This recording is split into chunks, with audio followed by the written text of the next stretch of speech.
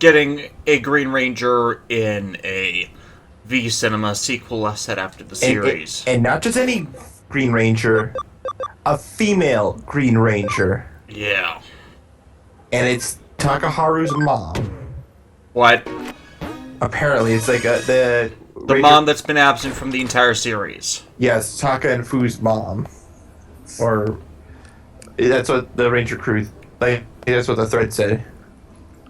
Why? I don't know. All I know is that if with this information, Ninja Steel better fucking use this. Not only should they use it, they should use it better. Like have a supporting cast member get sued up last episode. It's like the Western fan base has been craving for like a female Green Ranger for like ever. Why a female Green Ranger? I mean, admittedly, the only colors that haven't been are green and black. So, I think it's like the idea that like a female Ranger that is like completely, like, how should I put this? It's not just a sixth female Ranger, but just, you know, more representation of the colors and stuff, I guess, is what I'm saying. I guess what people are wanting for. I guess Gokaiger would have been in on that and making that a known thing too, considering, you know, pretty much every color got changed. They pretty much changed in every color.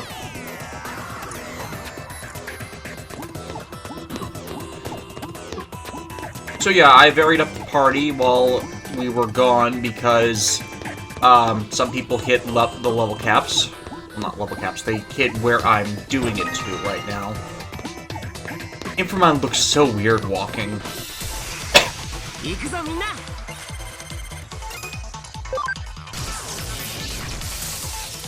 I don't see why it's something to get pissed about, aside from, you know, the mother being absent the entire series, so it begs the question of where the fuck she's been. I'm not pissed, it's just one of those, we can still hate the series fully, but why does it have to be this series that this happens in? Like, this couldn't have happened in a more better series? Yeah. It's sort of or hell, no wait, we had the Green Ranger in Kyoryuger, so we couldn't have done it there. Same thing. Now, I'm trying to honestly think of a series that would have been better in, and I'm not exactly coming up with anything.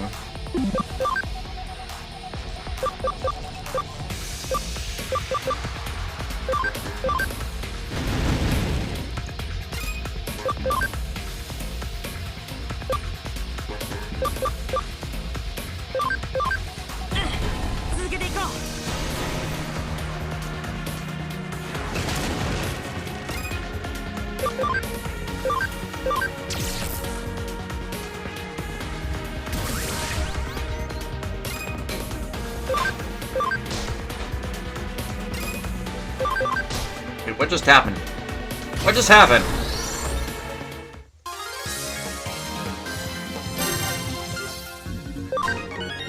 What the fuck is going on? Great, now I need to go back to the Digilab.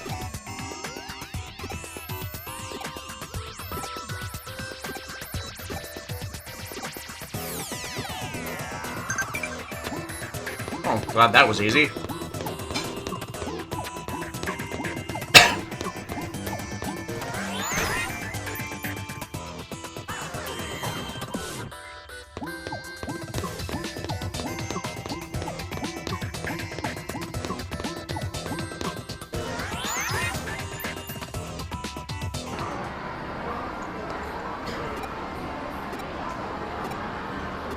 Case File 3 Secret Code?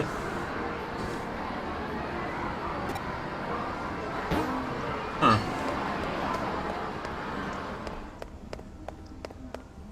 Wait, I went the wrong... metal guy. Here are some medals. Still pocket change. I'm really curious what the guy will give us when we give him all of the medals.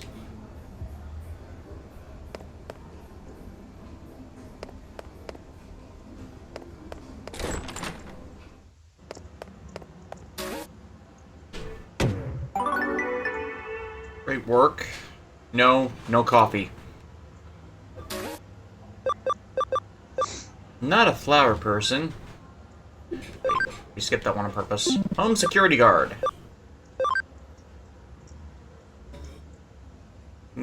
She's for real. Yes, determine the identity of someone online. Yes, you're the detective who took your case. Yeah. Naoya? Is his last name Kaido? Shut in and find the reason. Athena girl he met. How come you so much about it? See a girl on the chat screen. Great.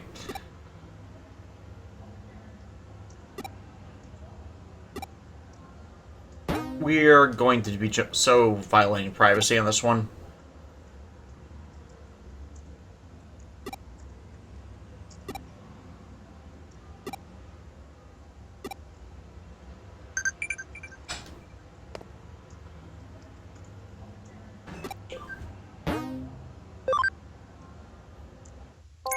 Okay.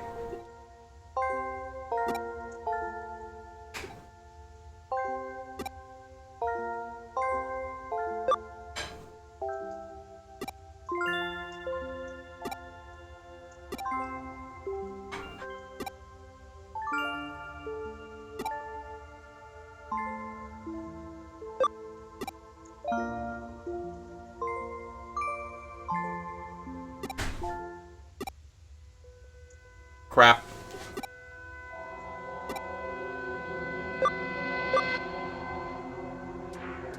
Basement dweller thing.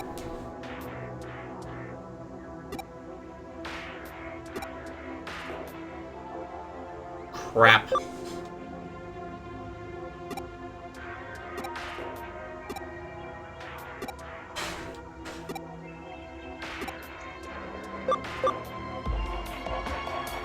I'm going to screw this up.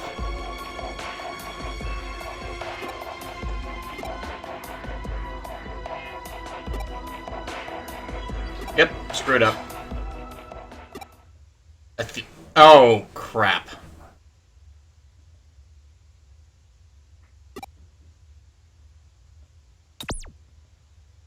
Minervamon. I guess it's not very wise to go after Minervamon.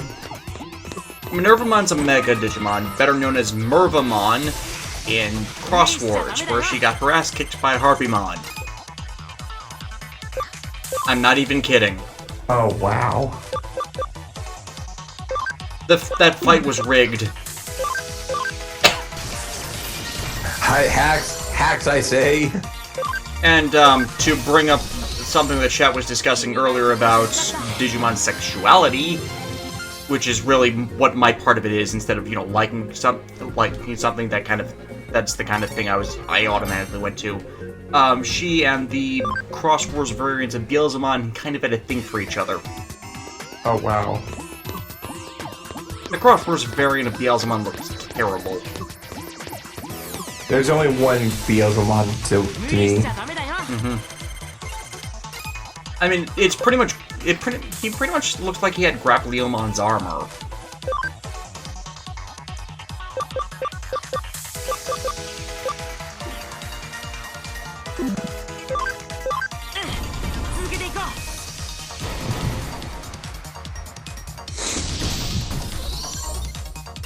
My head's feeling a little bit better now. God, for some reason, like I just listened to some music and I got some more soda in my veins, and I'm not sure how to put it, but the headache is still there, but it's not as bad as it was. Fluids help with headaches a lot. I wouldn't say soda would be the best thing for him, but It's just how like honestly, I was drinking soda while we were talking before, but like it wasn't until like I listened to some good music that the headache started getting less, and I'm not even sure how the heck that was possible. you were getting some good vibes. Yeah.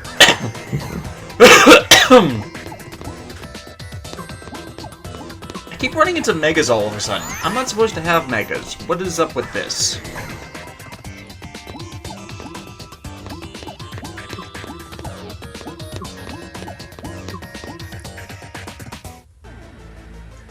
Be fooled by a liar like you and letting his account get stolen. No, if I knew... But I will say that Digimon R War Game was, or at least what I saw from the Digimon movie, was pretty awesome. Okay, so... Okay, they inserted some stuff to make it make sense with the Hurricane touchdown stuff. Okay, so...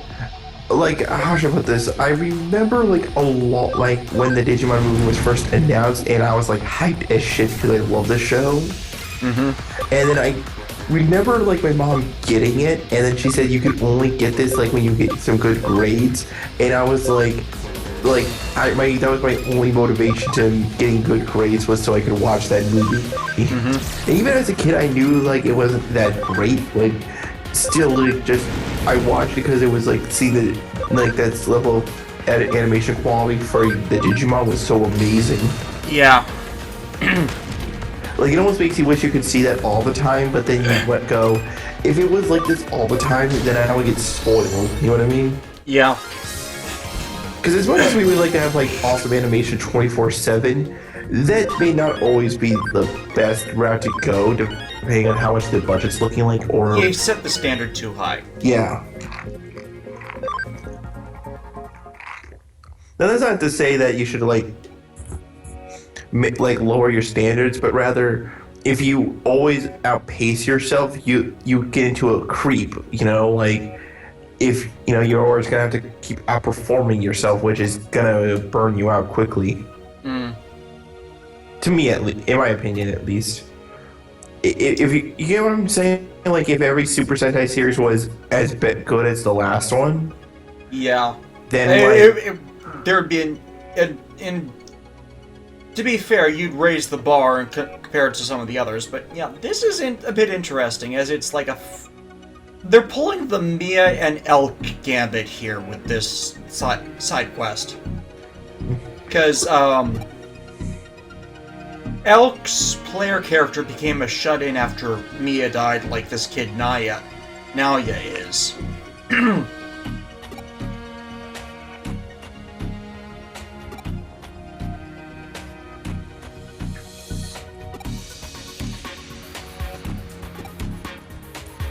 Okay. This is actually all for the best thing.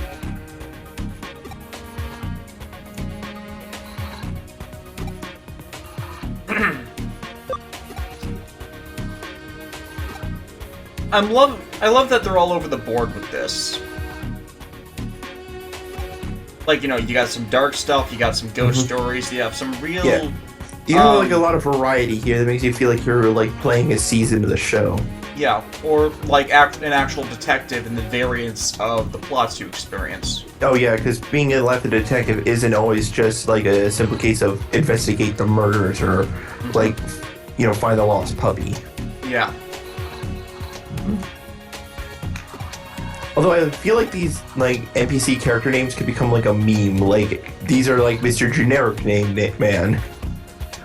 It's stuff that doesn't matter to the ultimately to the plot, so it's not a big deal. Hell, a bunch of the NPCs in the DS games didn't even get word name boxes. Oh, apparently in the next episode of Arc V, episode 93, after so many goddamn episodes of waiting, in the midst of like a whole bunch of chaos going on. Reunion time? No, it's not. Well, the reunion is going to be this weekend, and it's apparently not going to be a fun one. Right. But to distract everyone in episode 93, beach one of the episode? I'm sorry. Beach episode? I know it's not a beach episode. Apparently, amidst all this chaos, when, like, by the way, when all this stuff is going down, there's supposed to be a tournament going on, right? Yeah.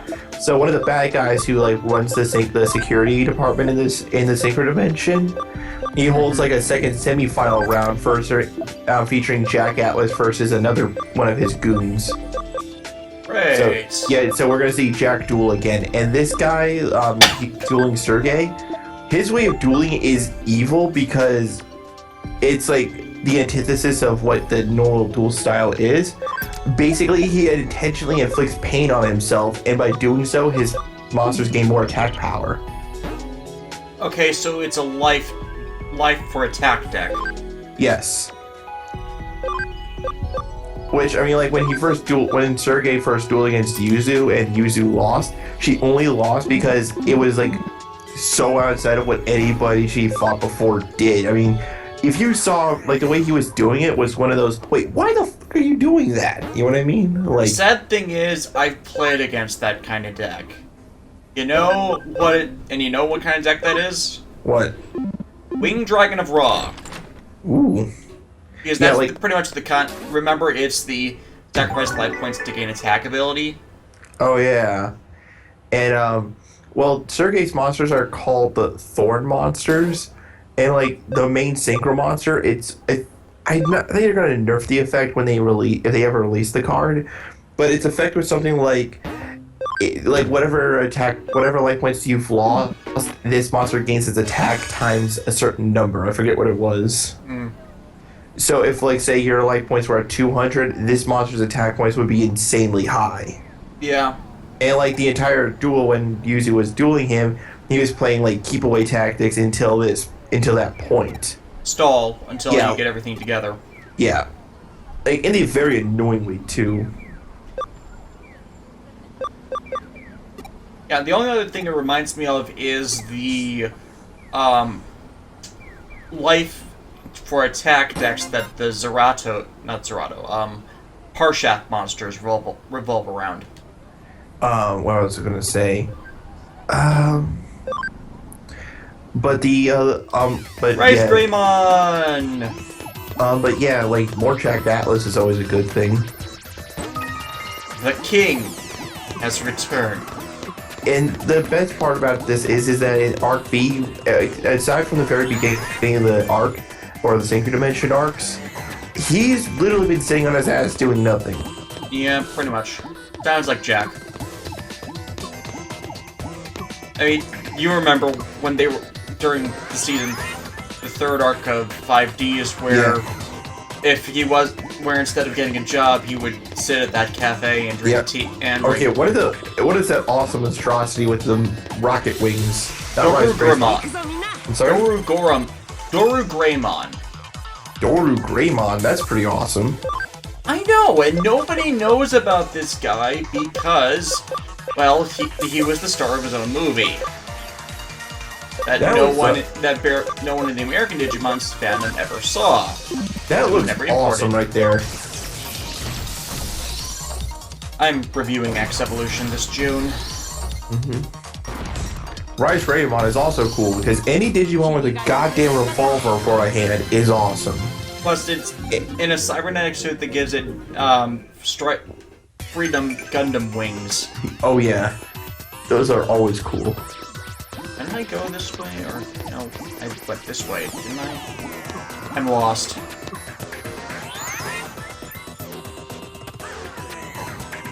Can't wait for that, what was the name of that Digimon? Diabolomon? Diaboromon, yeah, this is its pre-evolved form. It evolves into Diaboromon. Can't wait for it to hack the internet. This music is just absolutely appropriate for Williamon that's trying to be a fashion star. It sounds... Okay, you know Sonic Adventure 2? Yeah. I'm explaining this because Matt can't hear the chat because he's with me in here. It sounds like one of her introductory songs. The introductory songs of Rouge. Oh, actually I can hear a little bit over on my end. I guess that's coming from the mic carryover. Ooh, Lilymon. In a photo of myself and saving it on this phone. But all I can see is flowers. What the fuck is a selfie? I hate that word. That word's actually in English language now. Like, legitimately in the English language. Well, at least we got the Kinji meme out of it. You know, Kinji... Yeah, I know, the Kinji meme. Ident Revolver! Lilymon's cool.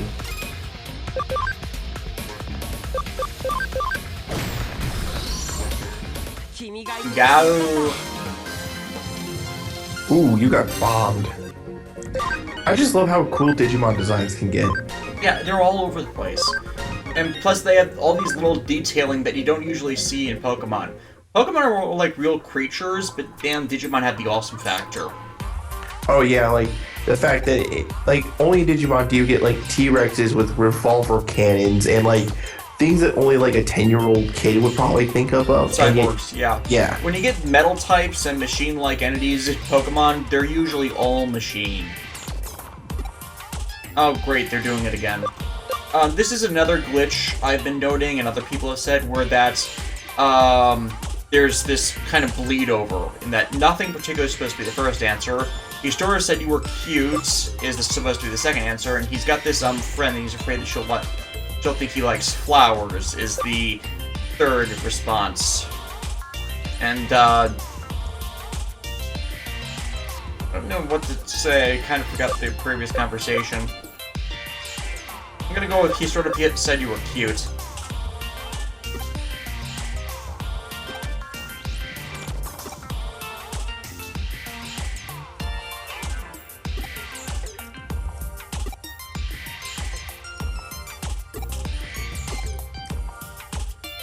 I got funny calls he gets from women.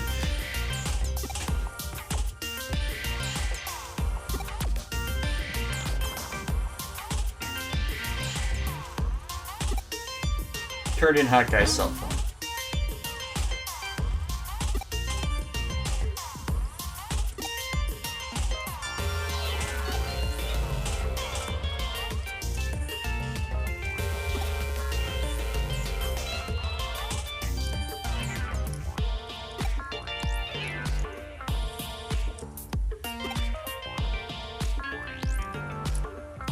I've never really been into any women, so that's no problem. Yep, there it is. There it is. I'm just letting it stay on screen. Because, yeah, they went there. I've never really been. Oh my. Ooh. Where's George Decay when you need him? Where's George Decay when you need him? Oh my. Okay. Kieran in the chat is off-topic question. How does somebody in the Nasuverse become a counter guardian? Well, you'll make a contract with either the world or the collective unconsciousness of humanity. Huh. When you encountered a digital spark here, and it's uh-oh.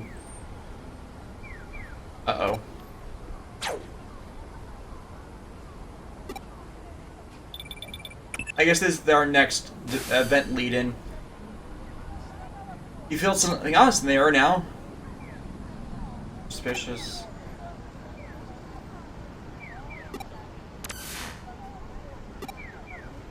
Great, so something's stalking me with intent to kill. Must be a Tuesday.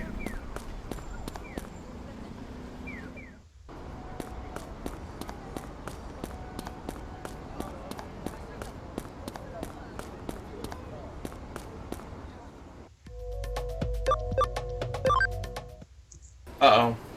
Event flag. Ooh, this place looks... Why is she gluttonous? I think they might have used the wrong word here. Never mind. Hey, wait, this shop wasn't open here before.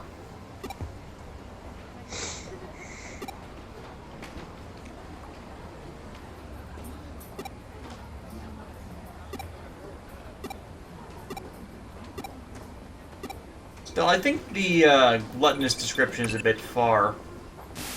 How's the new body? Have you broken it in yet?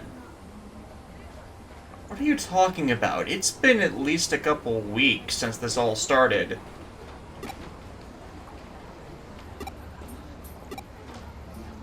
Got another case on the whiteboard.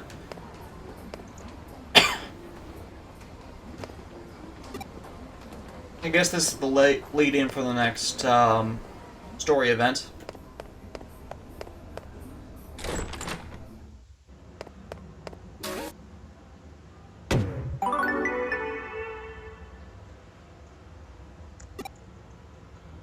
Yes, 2 new cases. Broad daylight.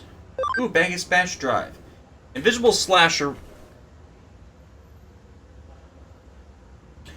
Invisible slashers rampant in Shinjuku. Catch the culprit before something serious happens. Please help. Wait, that's the Matayoshi one.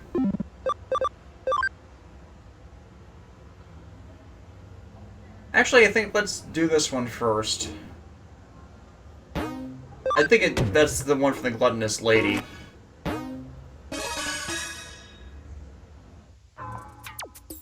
Oh, so they're both case lead-ins. Like, no.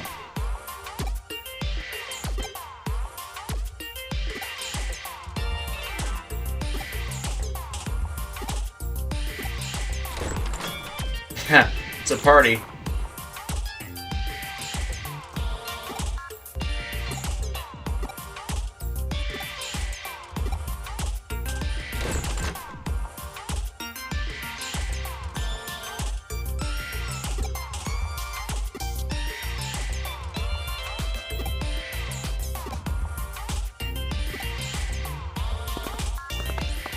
You know, I've never seen that many malls that have so many levels like this. I mean, from the design of the innards of this place, it seems more like an office building than a, you know, an, advanced mall eatery.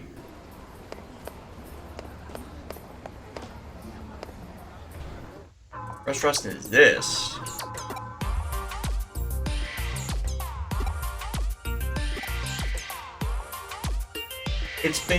It's deteriorated. It means it's been here for a long time. It wasn't here before.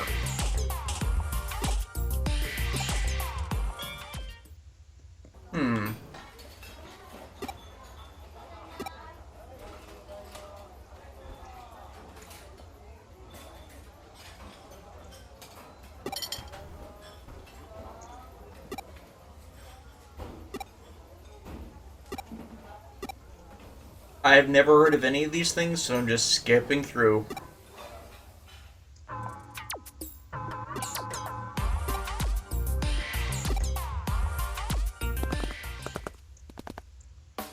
Oh, hi Yuko.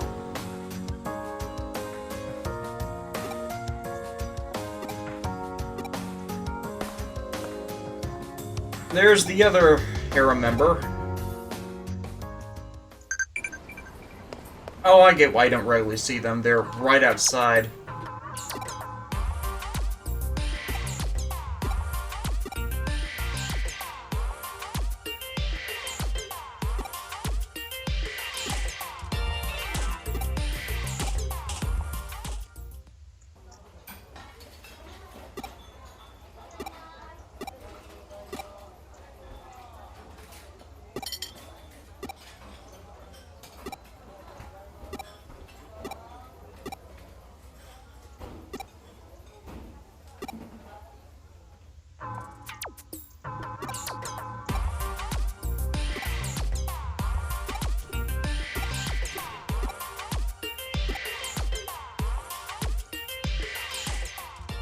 Okay, and let's just box lunches. Not what I was thinking of. Oh, let's see. Must be elsewhere in the building.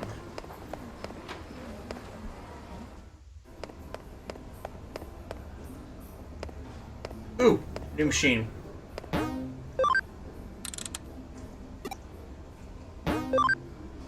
Just keeps giving up the same things.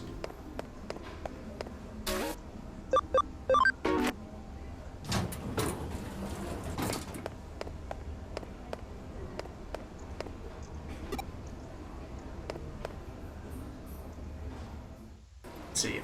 Magazines. That's giant stack of manga.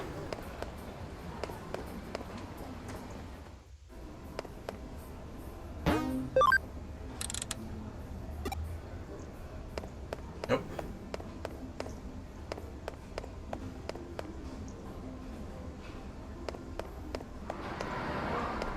We did have a tea house over here, so maybe that's it.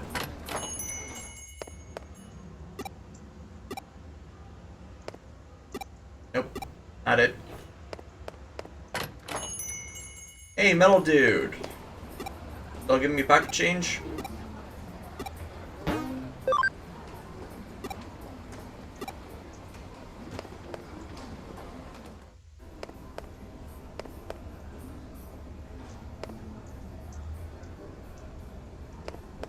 Here it is.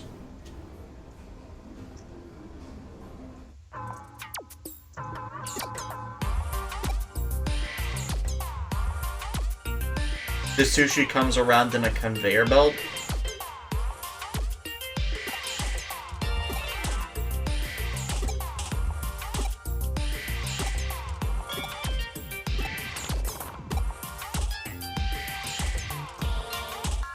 Eggs are sweet. Or that.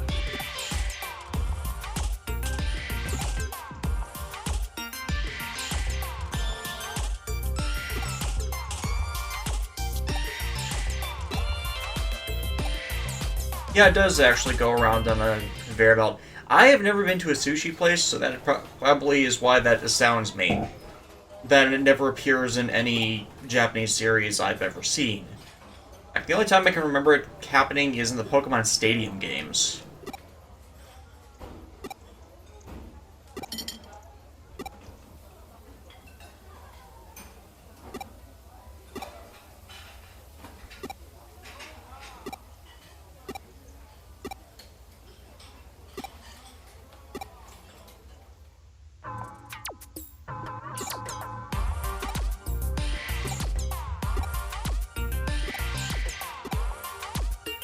Everything you've ordered is eggs. Eggs, eggs, eggs, eggs, eggs. I'd hate for her to meet a Digitamamon.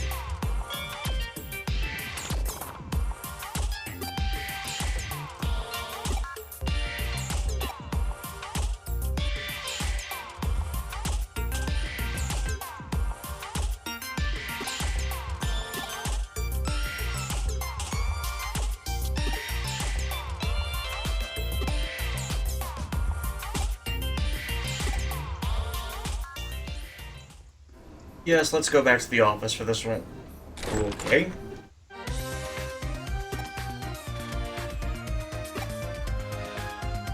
Procreating, the guy just kept talking about stuff.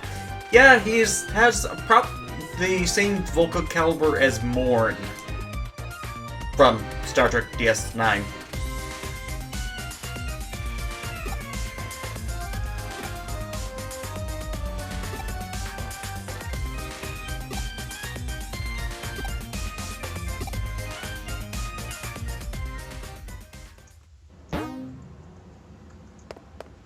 Okay, that's done. How about some coffee? No, no coffee. No coffee.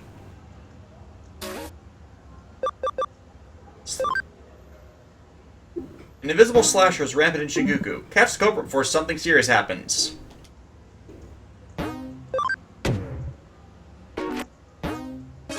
Adayoshi! How are you doing? Someone took a real sharp knife to him. That's a Digimon that has a giant sword. Or it's Saika from Durarara.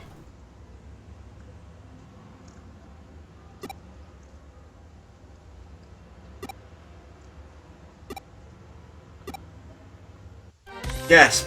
She can type one-handed! Yeah, hacked into while the police officers around.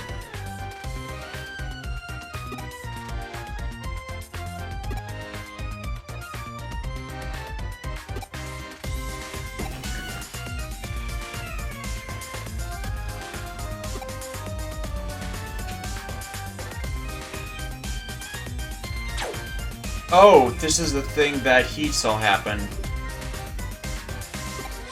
You'll have Kami Chachi in our hands. Great. Invisible winds. Oops. There's a Digimon that does that. I'm forgetting what it was called.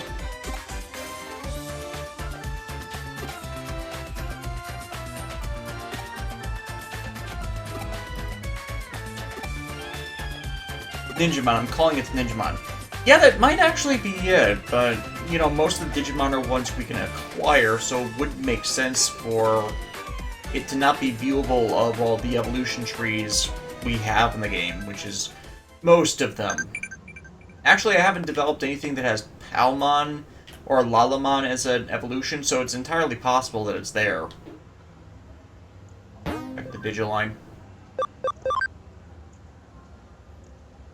Ooh, we found 3 new cases from the farm thing. Might as well reset the lab.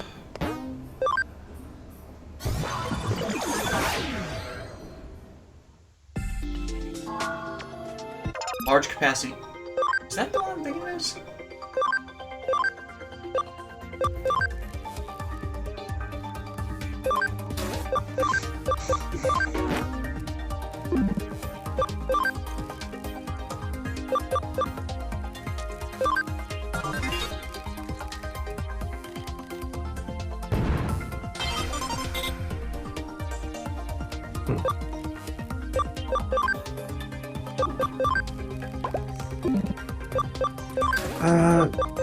Sorry I've been silent. I've just been trying to think of, like, conversation topics to speak of. It's alright. I've been doing the same. Yeah. I've just been commenting on the game a lot.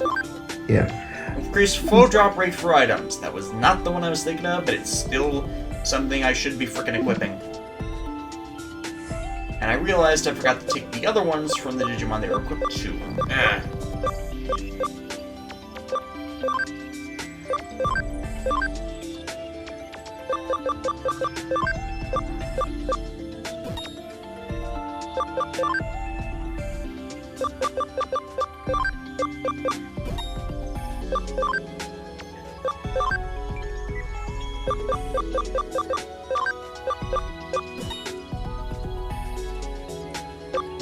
No second slot for things. Damn.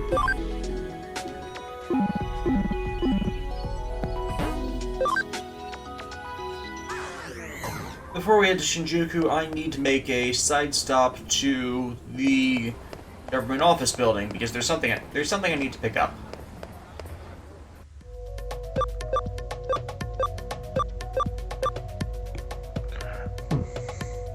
It's so close, though.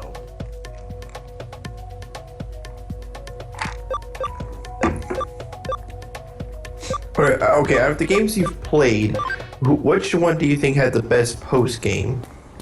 Tough call, honestly. And I usually like games that don't screw over a player by, you know, having a mandated post-game.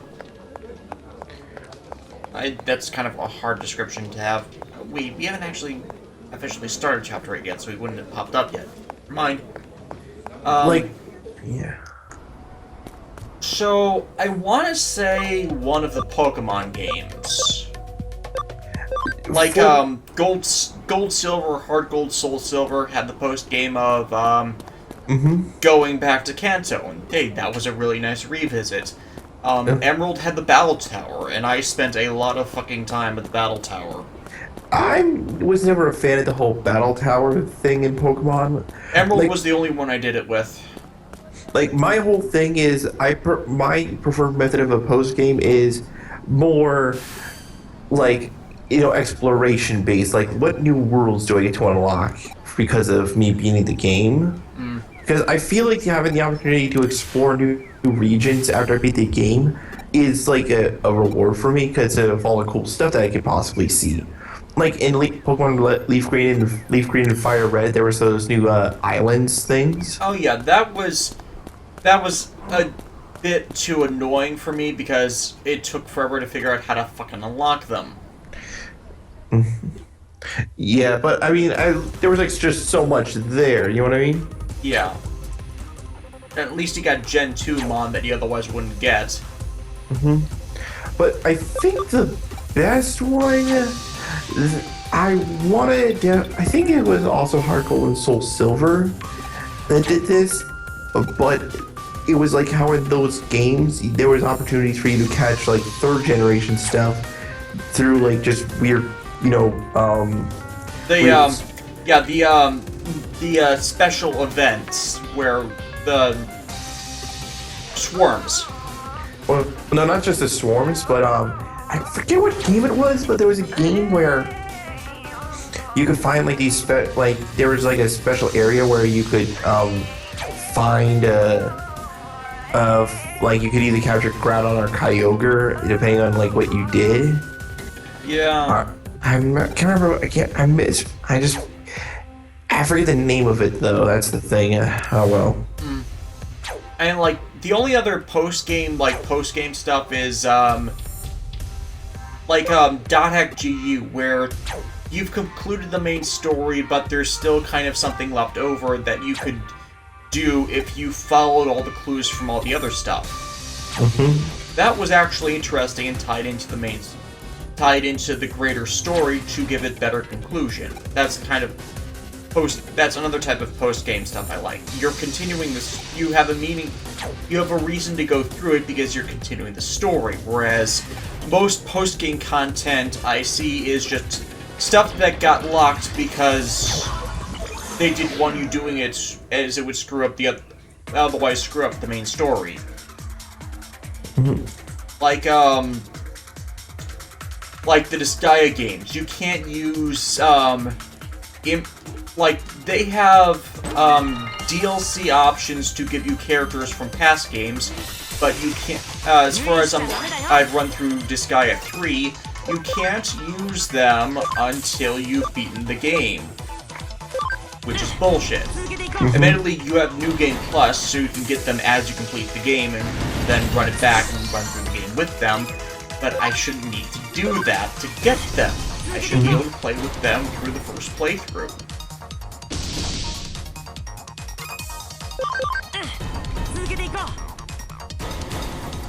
New Game Plus to me is just not losing all the effort you put in to play the story again just because you...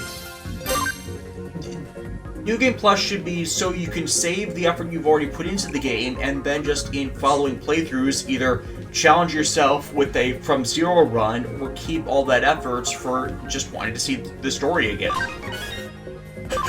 This game has a New Game Plus system that I'm betting is more designed to go through the story mode again versus having to retrain everybody. This is why I've always said that Final Fantasy's New Game Plus systems have been lackluster at best. Because, example of Lightning with the Fabula Nova Crystallis games, 13-2 and Lightning Returns, they reset you a bunch of stuff, but you don't actually get everything back. Admittedly, if you don't get to do puzzles again after you've beaten them the first time. You don't get all the same cutscenes. In fact, you lack a lot of the introductory ones because you're just recycling everything you already did. So it's not actually giving you the complete story. Whereas Final Fantasy Final Fantasy X-2 resets the level of your character, but all the other effort you put into stuff like the dress spheres, that's not reset. The problem, of course, with that is that New Game Plus is kind of required due to the completion rate of the game actually being recorded, so it kind of forces you to replay it endlessly to actually get all the other parts of the cutscenes and stuff you couldn't get in a single playthrough. Plus items they didn't make accessible and all that crap, which is what you don't do with the New Game Plus system. New Game Plus is to let you replay the story with everything you got. And just laugh as you blaze through everything. Yeah. It's for, if you're... That's the good New Game Plus is good for RPGs because it lets you get back to what is the best part of an RPG, the story. Because when you don't have to worry about grinding constantly, you can just sit back and appreciate the story a second time. Yeah, you can come back to it more and more. Admittedly, GU is my go-to example in a game that actually hinders the New Game Plus system because it's already easy to fight and level, but your entire pacing of the game is thrown off if you go back to the New Game Plus and use the New Game Plus things, which aren't exactly a full New Game Plus. It's just getting you automatically leveled. In Rebirth's case, it's up to level 30. In Reminisce's case, I think it's either 75, 80, or 90. I think it's 80. But in both cases, it actually screws over experience gains for the weapon level ups, as then it takes you forever to get up to level where you can improve your weapon ranks. But by that point, you're actually to that. You end up overpowered by things that are getting you that experience. Government dog. You're a cannon monster. How were you? Why is you were literally made for the government? I don't get this creature.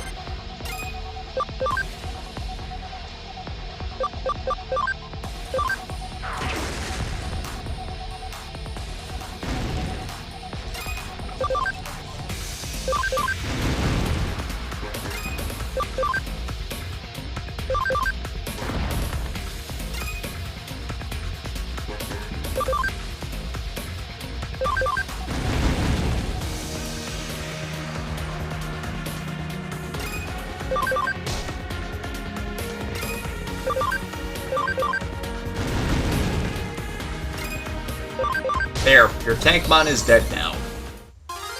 Worship me.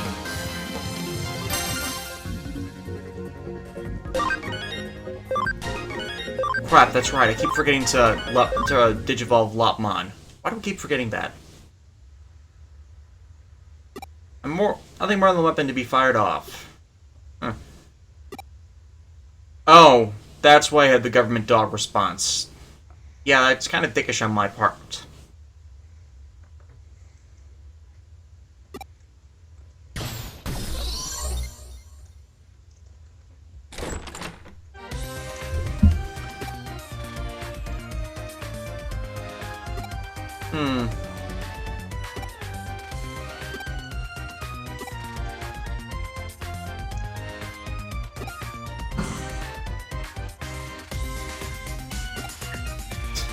That country.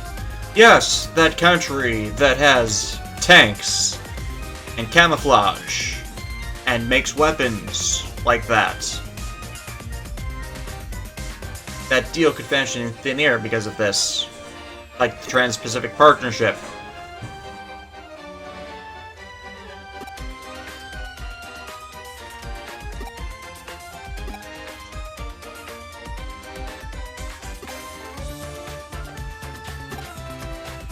Phonon Mazer.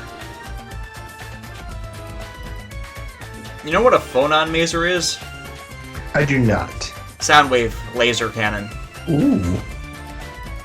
Actually, all masers are sound-based, but still. Instead of microwave. Okay, mazer is microwave laser. Phone.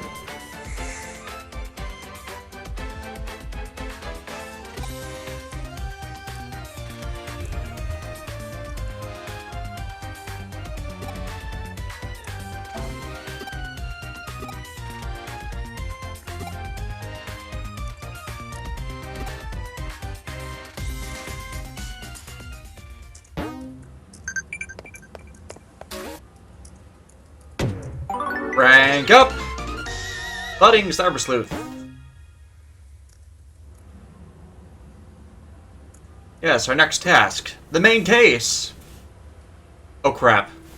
Oh crap, oh crap, oh crap. It's her.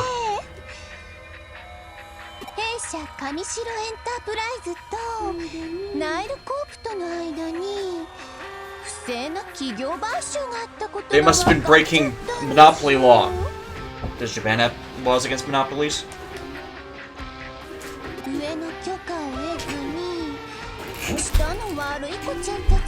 Oh, I get it. She's from this previous organization that got absorbed.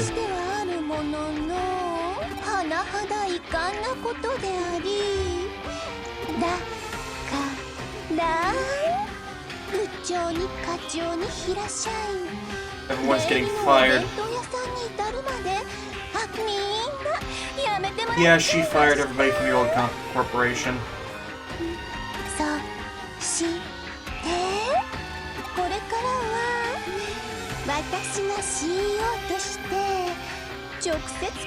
Wait, how can she do that if she wasn't the CEO before? And I'm betting she was in control of Nile before.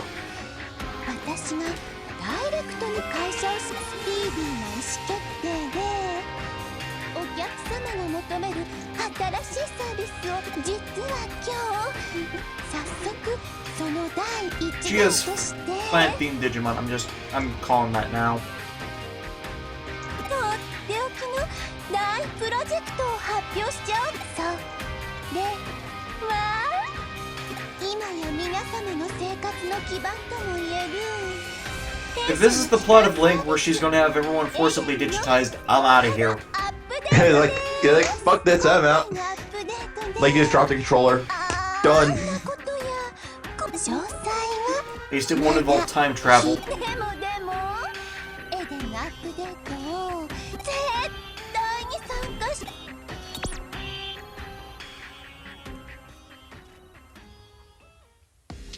やられたよ。敵も去る者。お前さんが手に入れてくれた調査資料をもとに Great. 上城の強制上城側からこの件に関するリークがある。 So she fired everyone that could have been actually told them any useful information.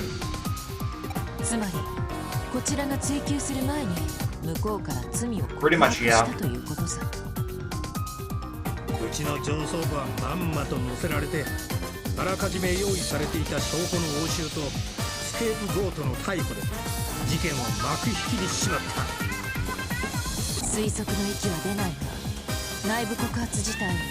そしてこの会見も奴の巧妙なマスコミに報道されて後手後手で謝罪や釈明に回るより自分たちから。しかも新 CEO の就任とエデン大幅アップデートの発表を同時。世間の目を分散させるいい手だ。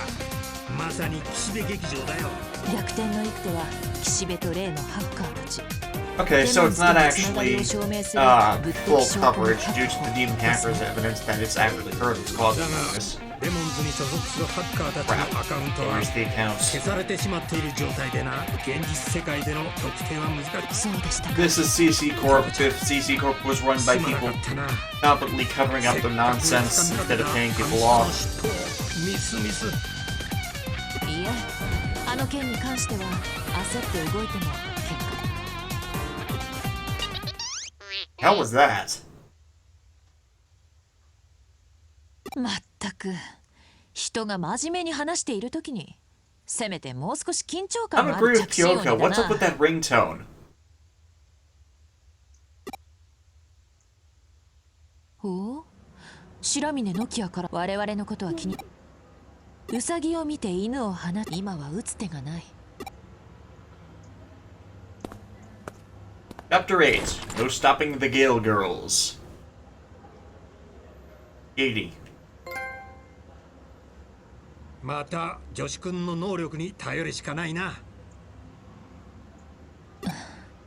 まったくあの子は京ちゃんの親父さ。でも少しあの体をいつまでも維持できる保証はないですし、もしも神ただじゃ済まさ。あるいはひょっとしたらあえて泳がせているのかも Oh, しれない。 great. So either we're in danger because if they find out who he is, they'll kill us, or we're in danger because they're experimenting on us. だから悪いことにデジモンを利用するハッカーたちをこれ以上ほっとけない。 You know, I'm starting to warm up to Nokia.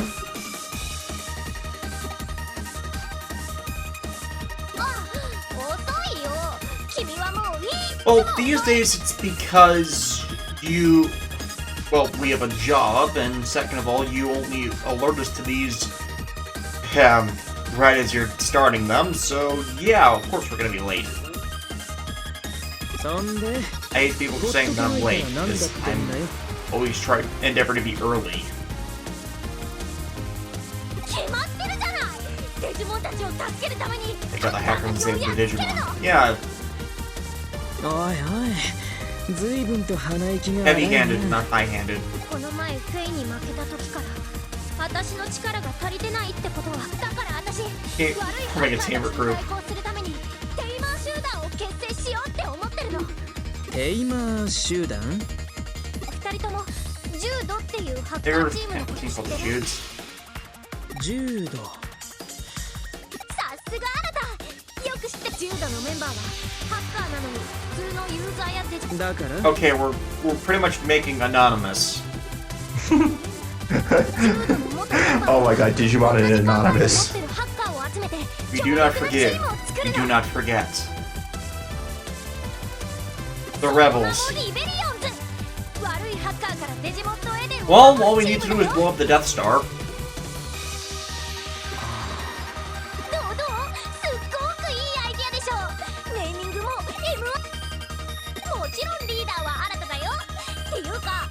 Why Arata? Why not you? You'd obviously be the one pushing for this. Then again, the one that forms the organization isn't always the best leader.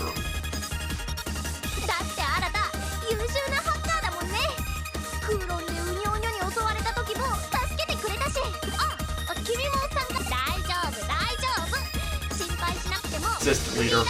Yes, the guy who has the ability to digitize himself. That.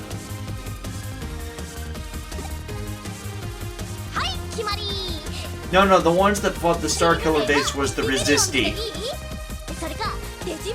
This new Star Wars episode looks weird. 断る。断る？なんで？どうしてあ、ひょっとしてリーダーっていうのが不満？なんならボスでもキャプテンでも親方でもあなたの好きなように。But he doesn't have a chainsaw for a hand. オタクのごっこ遊びに付き合ってる暇はねえんだ。Game of make believe. He has a Digimon. 俺はあのイカれた病気の原因を探るのに忙しい。勝手にやってろ。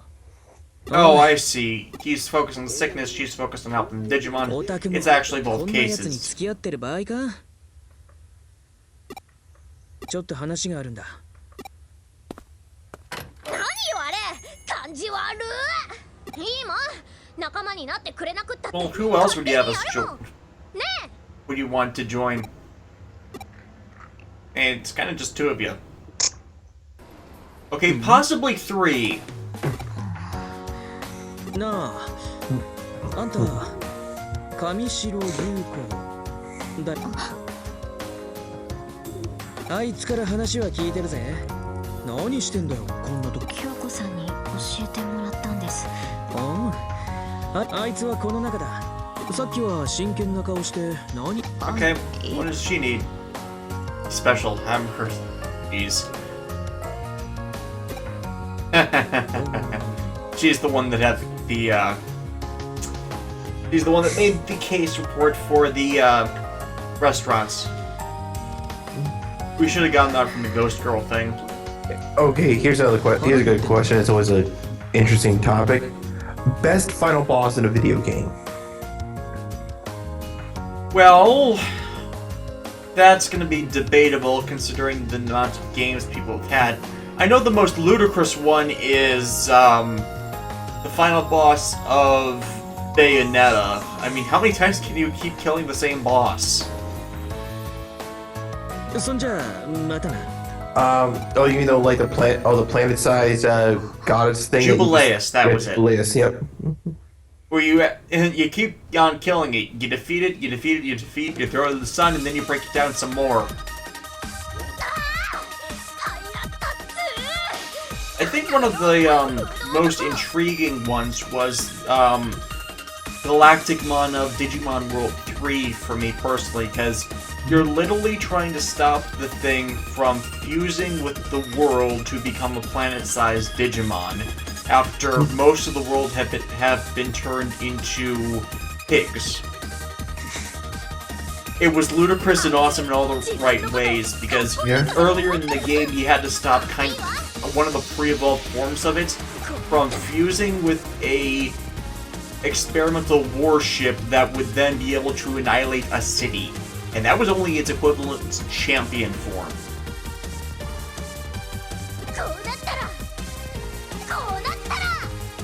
I hate the leveling system in Digimon World 3, but shit definitely got real with that game.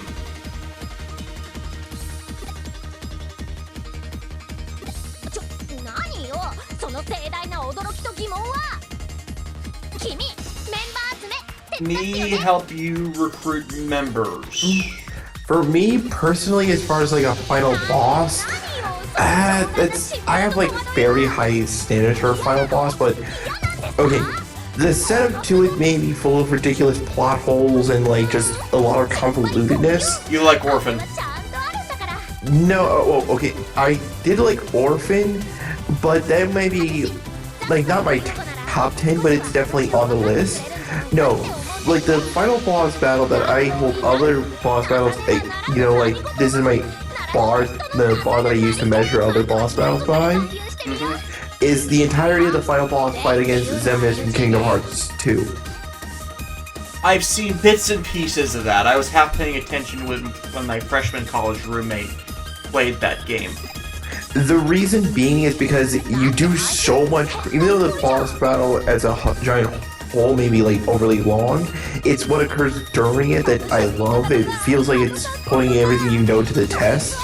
Like And- either all like the quick time events, so it's like stuff you learned about the combat system from the game. Yeah. Or is it more like More That's like it? it's like yeah, that, and it's just like event like about the escalation of it at a point where it just becomes like you and your buddy Riku against Xemnas. 取り込み because I was And- also thinking it might have been a philosophy rejection kind of thing, a la Forza's Yeah. ending.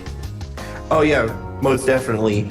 And when you're finally facing against Xemnas by himself, like when he's like in person, like the final push where like he puts lasers all around you, and that scene where you just mash the buttons to like deflect all the lasers, like that is like the coolest shit to me. ひょっとして神 Because like さん it's just more like Square Enix can get ridiculous when it comes to their setup in Kingdom Hearts games, but this was that boss moment where it felt like it reached its peak for quite some time. 別に友達 How many side plots, how many side stories can you make to explain plot holes in your main frickin' game series? Oh yeah, no doubt. Like, if I'm just looking at this as its whole. But the one thing I did like about the Orphan boss fight was once again that whole rejection of no, fuck you. This is like what we're taking our destiny with our own hands, no matter what happens.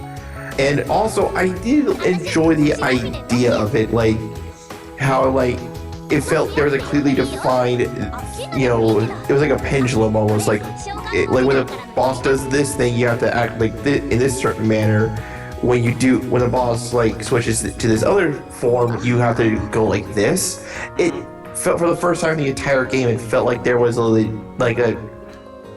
of those, oh, this is the kind of thing Final Fantasy bosses are known for having like a pattern that you have to, like a thing you have to identify and knowing when to strike. I just hit Jekt and then you Yevon in the face with blitz balls. それにしても君って But also, I did like how the final part of it, where you're facing against like the giant orphan disc part of it, like you just have to go full on commando and just whack the shit out of it. You know, I never actually found that to work, which is part of the problem with I did actually. that's honestly one of my big fucking problems with the original 13 boss battles. You don't know what you're doing, and when you do learn, you find out it's the same thing for almost every boss battle. But I don't know. It's just I'm always a sucker for a boss fight where like the answer to it is just punch the shit out of it. Like, okay, I know that seems like overly simple and gross, but I'm just the kind of person where the simplest answer is I hope the answer is usually the most awesome. The simplest answer is probably usually the most awesomest answer. But what is another final boss that I really love? Okay. The final boss was the championship fight against Steven from Pokemon Ruby and Sapphire. It may not be difficult by today's standards, but I remember back as a kid, like, dying on him so many times. Like, Ruby was my first Game Boy Advance game ever. I had that experience with the original Pokemon games. Yeah. And when I eventually beat him, I remember it was like, I was at our old house, and I was like on the stairs to my room, like the very top, and I just was like, Matt, you were so damn close, you have to beat this guy, like, no matter what occurs, you have to beat him, like, you are so close, it doesn't matter if you're staying up late, you're gonna do this. And when I did, I was like like overcome with such a sense of triumph that I actually did it. Kill him. Kill him. Kill him. Pie. Ask and ye shall receive! I'll be right back to discuss even more like boss battles that I loved as a kid. But I'm watching over some chinchillas right now, and they need to go back downstairs. Right. All right, I'll be back.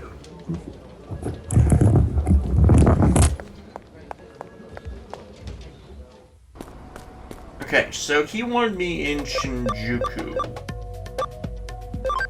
What we were doing... What did he want us to do in Shinjuku?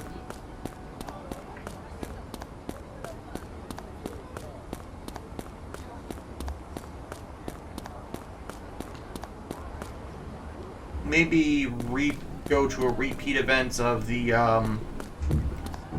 Yeah, he just wants us to go back to the train station.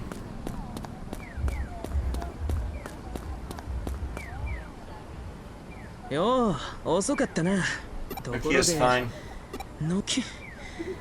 People have a sense of justice. Justice! 一番始末に悪いんだ。それにリーダーだなんて。 What is with this guy? で、 Talks about that Suedo guy. Yeah, the guy that discussing the labyrinths. もちろん覚えてるよな。どうしても実はこの間痕跡 Trace this. He might be causing the labyrinths. 先日の異種返しというところでしょうか。私に何かご用事。うん。ついでにオタクの調査ってのがどういうもんか。 Am I looking forward to the new Berserk anime? I don't like Berserk. I have nothing against people who do like it. It's not for me. それに私の調査に興味を持っていただいているようで。エデン症候群、イーター。もちろん私が知っていることなら何でもお答えしますよ。あそこで出会えたのもきっと何かのご縁でしょ。 Where are we going with this? エデンからログアウトする前にイーターに精神データを壊されることで、それがあのイカれた病気が起きる理由だっての。あくまでもしかしまさかエデンへのログインが興味深いとは思います。で、どうやったらそれはまだわかりません。しかしデジタルシフトについてもったいつけんなよ。実はデジタルシフトを引き起こすデジタルウェブ Okay, の異常 figured out the pen that creates visual shifts. And what, are you invoking them? デジタルシフトの直前に必ずその後デジタルウェーブが増幅し干渉。そうです。つまり何者かあるいは何かによって Okay. This is kind of feeding my interpretation from before. そう考えることができるのです。まあこれもあくまで憶測に過ぎません。誰かが意図的ご興味がおありなら調べてみて。それにしても新田さん。俺はどうしても知りてえんだ。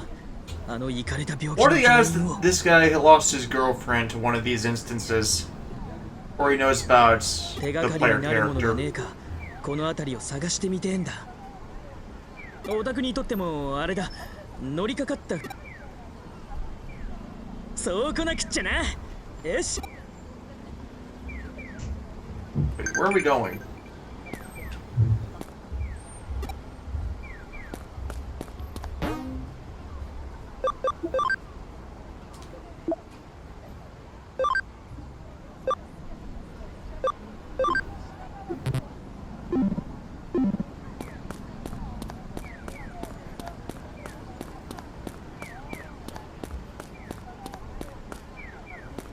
What are the odds we're actually going to need to get no key on whatever we're about to be doing?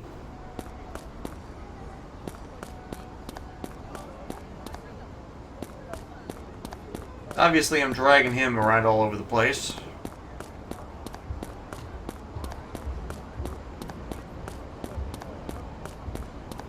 Wait a second.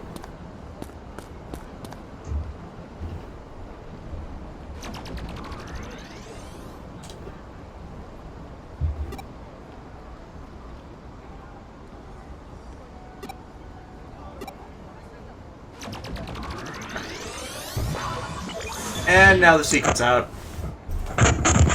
Alright, back.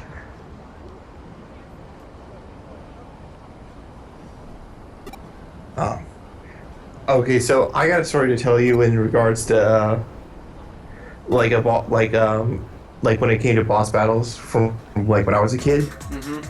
So, Kingdom Hearts Chain of Memories, the game that's highly debated even within like the Kingdom Hearts fandom as to whether or not it's good or like on its quality and stuff.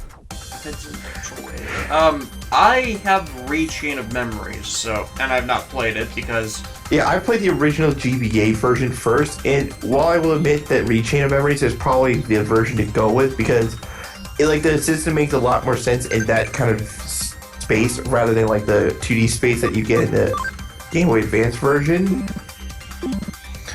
I remember like as a kid, like one morning waking up early and I got to the part of the game where you fight against Vixen, or Vexen, or whatever his name is, but the Ice Shield guy. Anyways, he had like a lot of health, and this was way like back in the day when you couldn't just take your games in the go and like one did not simply have like save points right before boss. It was like that like situation of, do I turn off the game and risk having the ability losing all the progress I made against the boss, because he was pretty tough for somebody of my age. Mm-hmm. And or do I just turn off, or do I just leave the Game Boy Advance on all day until I get home from school? And I took the gamble and literally left my Game Boy Advance on all day while I was at school. And when I got back, it was on red, and I managed to beat him right before the battery died. Admittedly, you don't have that problem anymore due to the internal batteries. Oh, yeah. I'm getting grave points from these guys. Nice. Grave points are the instant EXP items.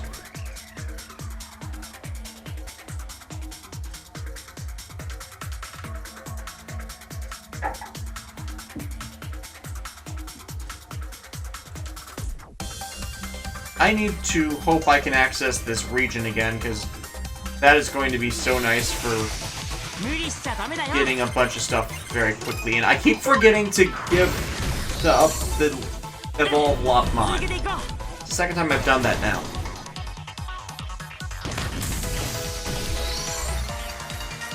Okay, right after this, go to the lab.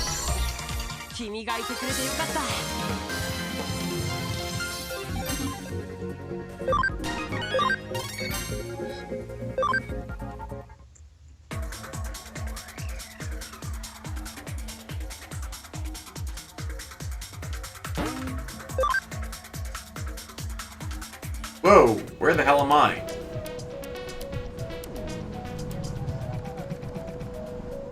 Am I in Kyoto? Kyoto Fire. Oh my god.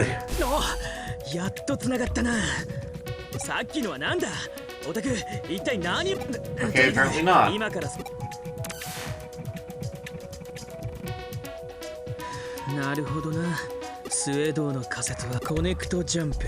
And now he knows we're now comatose.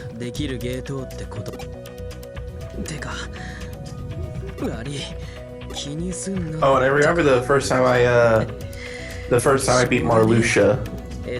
Why do people compare Haseo and Sasuke? It's just because they're designed or something else, their motivations are completely different. Well, it's also the same. They're the same. They share the same voice actor, but also, when you first, they have a lot of similar characterizations, fighting for something, for revenge, hunting for someone incessantly, breaking off connections. Problem is, when he gets his ass handed to him, Sasuke becomes a monster, and Haseo ends up needing the help of other people. Yeah, the big difference between Sasuke and Haseo is Haseo, when he gets his ass kicked, becomes humbled and then eventually goes, you know what, the friends thing actually might mean something. Like actually means something, probably. Whereas Sasuke abandons all that crap for the sake Yeah. of just having power. Right, which I've always, when I was a kid and saw that whole thing transpire, I was going, what the hell are you doing, you dumb idiot? Because the problems you're facing, people are there to help you, so I'm not sure why you are pushing everybody aside. Because it's never established him saying like, oh, I'm just worried about others' safety. If it was from that angle, then maybe, but it comes off as him being an utter asshole for no reason. Sasuke never being held responsible for his actions is he one never of the things that helps break the series, because it's never holding him accountable and it's never letting Naruto actually grow at all by knowing that there's a limit to before letting someone like this do something will cause greater calamities. Wait, I need to read this. I'm not I just came across an article that I'm not sure the validity of, but no way. What's this? Okay, so I'm on some site I've never seen before, so this information could be completely untrue, but if it is true, it will be like pretty awesome. What's the name of the site? It's called j1studios.com. I've never heard of them. I've never heard of them either, so I'm just for the sake of like for humoring this, I'm just gonna read what it says. Apparently, did Earth, Wind, and Fire's Maurice White produce the music for the Gatchaman anime? He was like he just recently passed away. He was one of its founding members. If you ever heard of the song Boogie Wonderland, that was Earth, Wind, and Fire. I've never heard of them. Well, you probably have heard their music, but just never could never know what the name of the band was. But I'll link you to like one of their music videos, and but apparently he did some music work for one of the Gatchaman anime. Basically, the Earth, Wind, and Fire were all about like soul and funky jazz. So this is like one of those Michael Jackson made the Sonic the Hedgehog 3 soundtrack kind of things.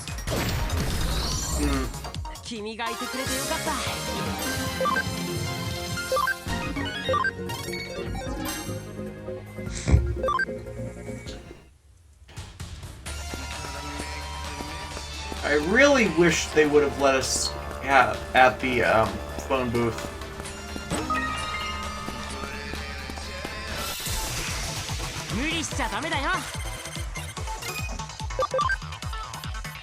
Because here, all this very damn useful experience, and I can't actually get anything that needs it.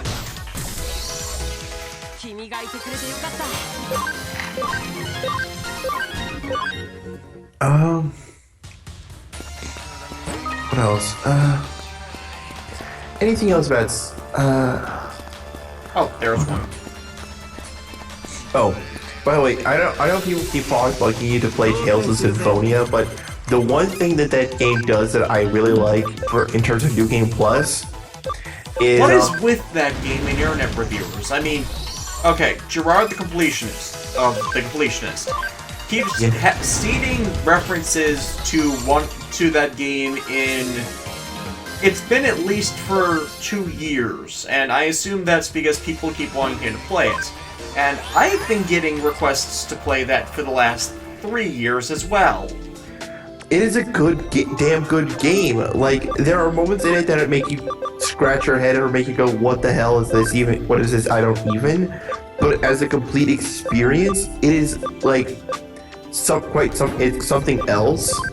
Like, it was the first really good RPG I ever played on the Nintendo GameCube. I remember going to my aunt's house sometimes and insisting I get to play Tales of Symphonia because I just saw it and I thought it looked cool. So I was like, oh, let me pop this in, and my mind was blown. Explosion blown? Yeah, like explosion blown. Like the voice acting is pretty top notch at times. The characters are relatable and combat is fun. Okay, there's some deeper strategy to it that you can employ, but as a kid who loved the idea of just taking a character and just whacking it with a stick repeatedly, I loved. And like some of the bosses could get legitimately tough if you weren't careful. I hit it with a rock. It was a big rock. Oh.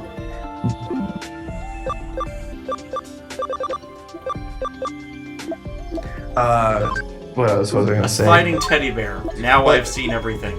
But with Tales of Symphonia, like, there's a lot of great about the game that I dare not spoil, but the one thing that it does do at the end of the game when you get the opportunity to like start the New Game Plus mode, there's this thing called a grade shop.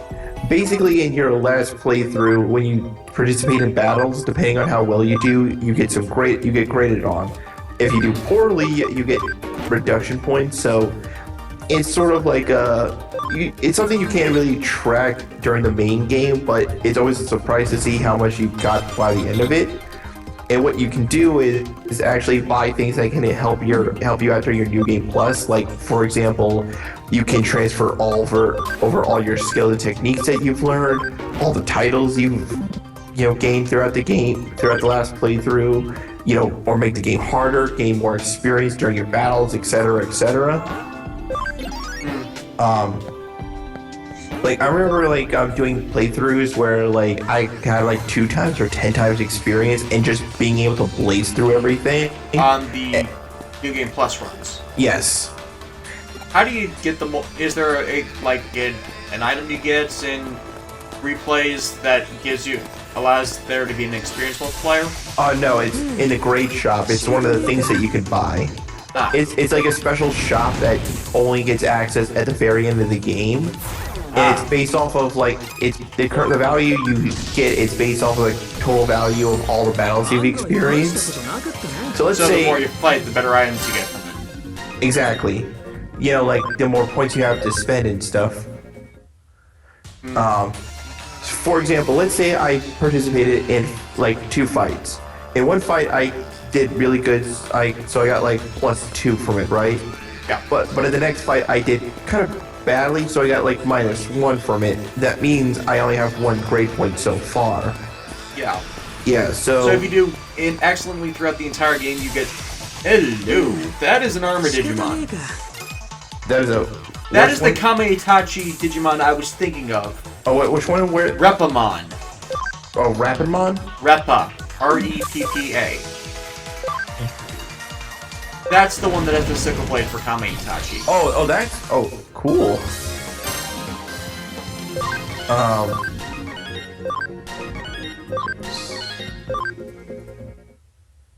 Asakusa. That's where we are. Actually, kind of think of it, this place looks a bit familiar. Aside from, all the digital stuff that's going on in the background. You know why? Why? This looks like one of the stock sets Toei uses for period things. Oh yeah, it does. Like every Toei period Toku movie ever. Pretty much, yeah.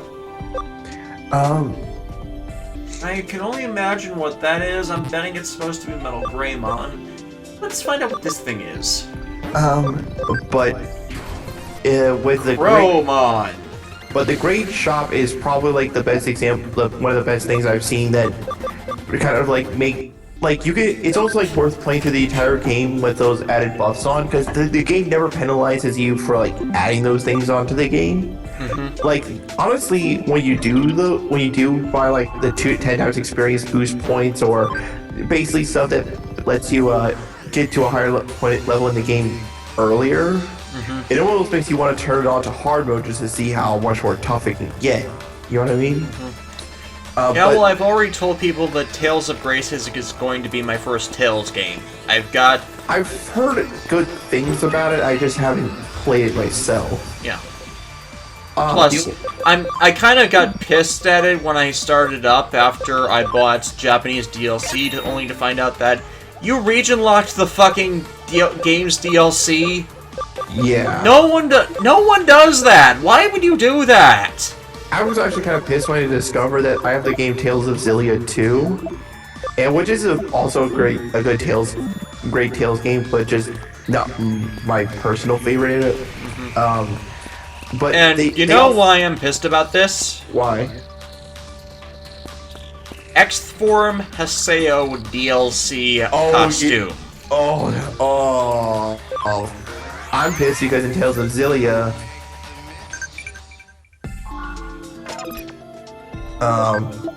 but like one of the DLC packs is Code Geass. Yeah, that's kind of the same thing. They also had Code Geass outfits for Tales of Graces. And I'm like, I want to run around the game as one of the Black Knights. Let me do it, damn it. So you kind of experienced the same thing I did. Yeah, I didn't buy the DLC, but when I learned that it was pretty much like a Japan-only thing, I was like, why? No, you see, I learned that you could do it. No, this person showcased that they could do it, and they showed it with the English version of the game. Turns out they had an international version of the game. So I looked at my copy. It has this Region 1 sticker on it. I tried the DLC. It didn't work. Thus, I went looking for an international version of the game. I couldn't find one. Or at least one that played in English. But yeah, the Tales series is like, how should I put this? If you played a lot of them in a row, you'll get, tired of them quickly. But if you play like a Tales game every now and again, they all share like common features with each other. But they're almost like the comfort food of RPGs. Like, they don't really do anything that completely shakes up the landscape of things. But when you play them, you go, yeah, that was pretty satisfying. What is this thing doing? It's just attacking willy-nilly. Oh crap. Crap. It just straight up murdered that person. You'll see it in a moment. I have met the enemy, and he is us. Oh my god, is it morphing? Oh my god. My god. He just turned my entire team into dots. Okay, he turned Rise Greymon into a dot. You die for that! He turned your team into dots? They're like super pixelated Digimon. They can't use skills when they're like that. Oh wow. Oh wow, that thing is tough then, I guess. It's kind of a bastard. More like.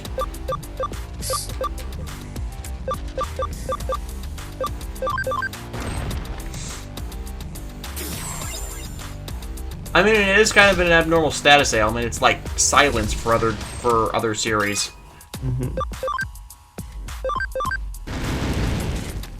Oh, that is gonna be so awesome when it's released. What is? A Saitama Figma. Basically, a fully posable One Punch Man. Yeah, you're gonna have it punch in the Gundam. Whenever it's released, I may have the money for it. Ooh, even better, Cthulhu action figure. Have it punch out Cthulhu. One Punch Man versus the horrors of Lovecraft. Wait, where'd the Kurisarimon come from? I should have brought a Digimon that can double the experience gain, because that would have been freaking insane. How much XP did you get? 3,600, which most of the encounters I've been having throughout the game are under 800, and I got ultimates just from one that was generating 200 at a time, so you can kind of see how much experience that is. There's a new ritual spell card out. Is it the Odd Eyes one? It's called Primal Cry. This card is used to ritual summon Radiant Divine Bird Vane. He says during your end, the first effect is your standard tribute ritual monster effect. Yep. But the second effect is during your end phase, you can banish this card from your graveyard, then target one ritual monster in your graveyard that was sent to the graveyard for the field this turn. Special summon that monster. So in other words, it's a recycle the monster you lost. Correct. It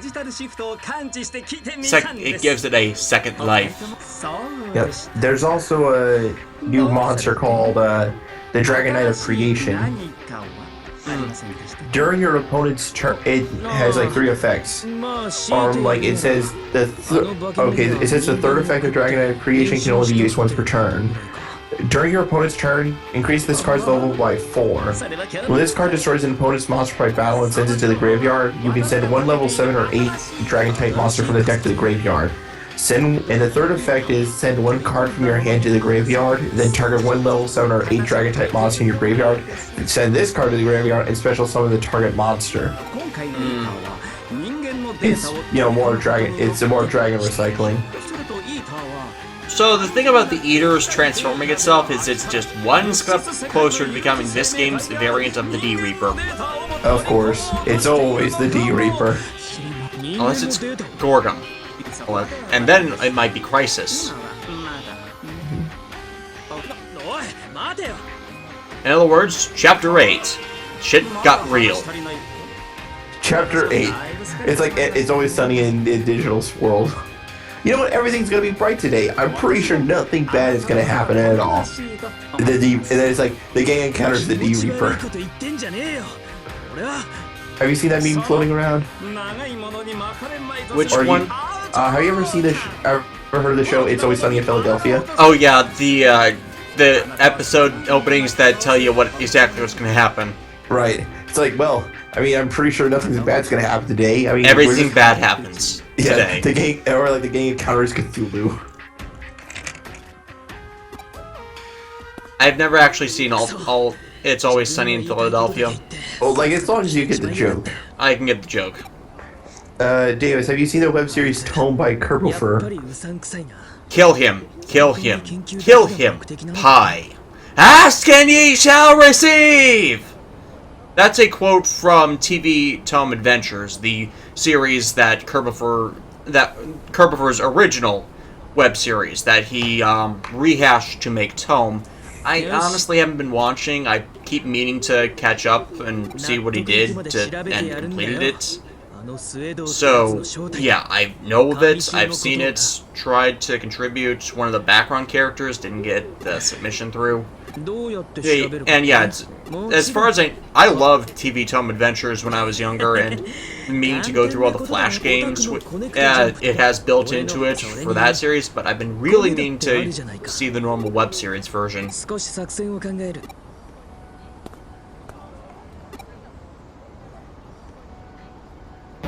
No, I said meet her in Kowloon. From late, she'll probably get mad again. Yeah, finally, I got that medal. That's been bugging me a lot. What else is here? Temple Shopping District. Guess this means I can pick up anything I missed. I can't actually go there, can I? Son of a bitch. I can't.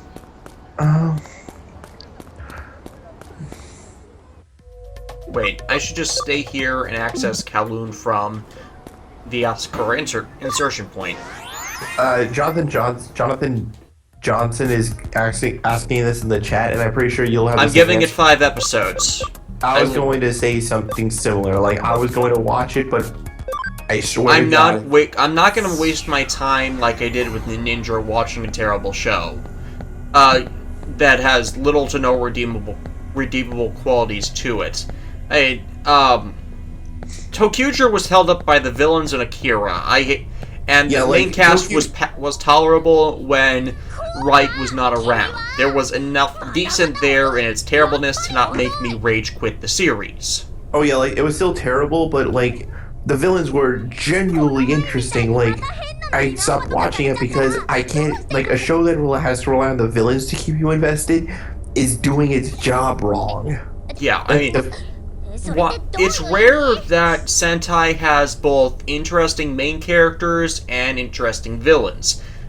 These days, I've reviewed 2 Sentai on the show, Jetman and Mega Ranger, and both of them managed to do that. Yeah, I mean, like, the one thing I will give Zootr credit for is that Zootr hasn't even premiered yet. Yeah, or like I'm talking about like preliminary stuff, like just things that are at least making me want to at least watch the first episode.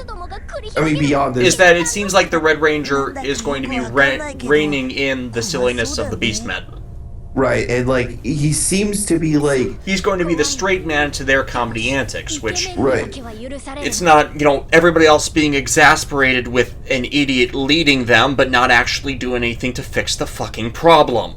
Also, if you give the context given the context of that these Beastmen are like from a different They're from way a of different living. culture. They don't have to adhere to our standards. They have to learn about things themselves. So, we may not like them, but there's not evidence that they should not be acting like this. It doesn't make sense for them to be acting like this with how fucking old they are, unless they've been coddled throughout their lives to just leave them like that. Yeah, because at the very least, so far from what we've seen preliminary wise, any antics we do see can be written off as these are from a different place, and these people are from a different place. Of course, they're going to be, you know what I mean?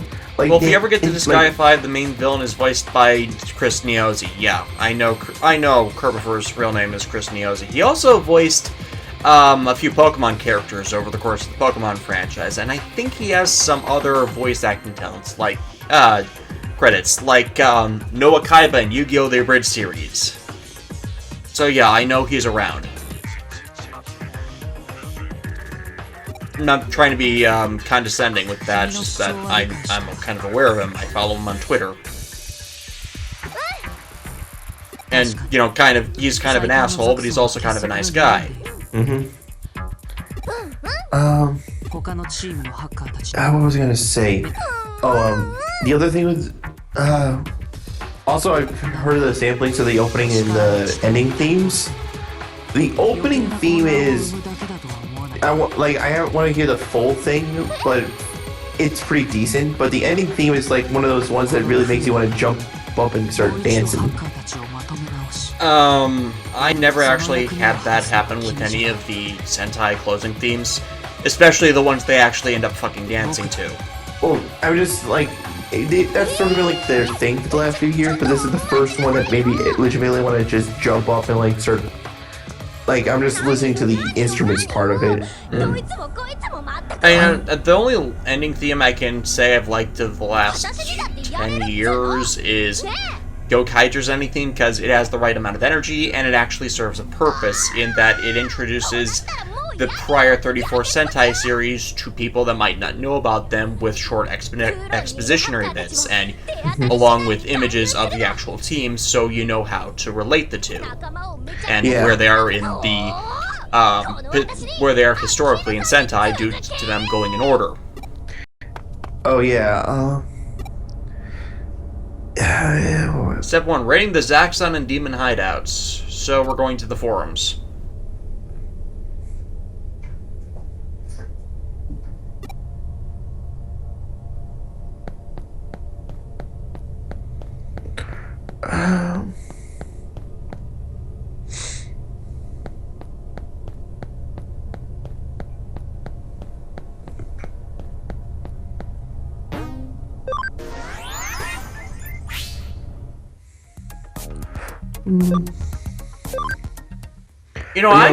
I kind of like it if in the future forums are kind of like this, where you interact with people through headsets or digital stuff like this. Oh yeah, that would be awesome, and kind of like keep people interested in being on forums. Right, and also like probably make things a little bit more civil when you can see who you're talking to. Or less civil. Or, well, whatever the case is, it would still be cool.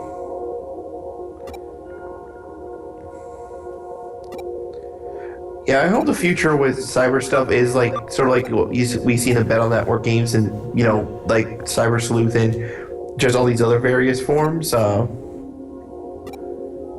be fair, Battle Networks was kind of a metaphysical extrapolation of stuff. It wasn't actually looking like that. It was stylized for the gameplay. It wasn't actually what should I phrase it? The virus and the like were code rendered as metaphorical entities. Like the viruses weren't actually meant to our programs. The way it interfaced interpreted them as this type of virus. Okay, so I'm going to be on Tumblr at the moment, and somebody took video footage of like one of those slot machines in Japan, and apparently there's like it's like a Monica Magica one, and in this one, if the more you like, it shows you a full clip, the more you're winning. But in this clip, Homura pulls out a goddamn F-22 fighter jet from her her hyperspace thing. Karen Sweeter in the chat. I don't want a Sword Art Online situation. I don't trust the idea of headsets which are connected to my brain or eyes. Yeah, because Dot Hack was the one that originally conceived of that thing, and Sword Art Online just literally. Okay, not so literally. It's a debate between fans of both series, but Sword Art Online was first published as a webzine a bit after the Dot Hack series started coming out, so it's kind of extreme suspicion on fans' parts that it was pretty much a rip. I can't watch a series where like the main character literally has Gary Stu I am the main character powers. Okay, Yu-Gi-Oh has those like duels where the main character wins because he is the protagonist and the plot says so. But at least there's Tactician where it's only last minute. Yeah, like there's other character stuff that makes you go, I actually really like this guy. Like you say, for all of it, the fact that he never really loses per se, he's at least a likable enough guy, and he's a bit flat at times, but it's not full generics. You're right. There's at least a let's put it this way. There's at least a consistent struggle on how will you get out of this situation. Right. Whereas in Sword Art Online, there was literally a scene where like Kirito's or the main character is like ganged up on by like several other players, and the players are just whacking at him with everything they have, but his health bar is barely moving at all. And I'm going, oh fuck you, man. And it feels more like somebody's living out their like unwanted fantasy versus like them trying to tell a compelling story. You know what I mean? Mm-hmm. Come on, you should be able to tell if someone's ridiculously above your level. Yeah, and also, like, where's the struggle then? If we know the guy's that high level and strong, so where's the investment? Why would you pick a fight with him? Or hell, why would the protagonist try to hide that he's such a high level character? No, I don't know. That's the thing. He doesn't really hide it. He just kind of like... You did not ask. Yeah. And okay, we're making this plan that assumes we have no high-level people around here. We're all these weak people. We have, of course, who has to be the weakest person here because he barely does anything. And obviously is not a high-level character. Oh no, we've all been beaten against this guy. You're a high-level character? Why didn't you tell us this? Mm-hmm. You, didn't ask. Mm-hmm. From what little I know of Sword Art Online, that's literally part of the first series plot. That is what I've been told. If that is at all wrong, go ahead and tell me. But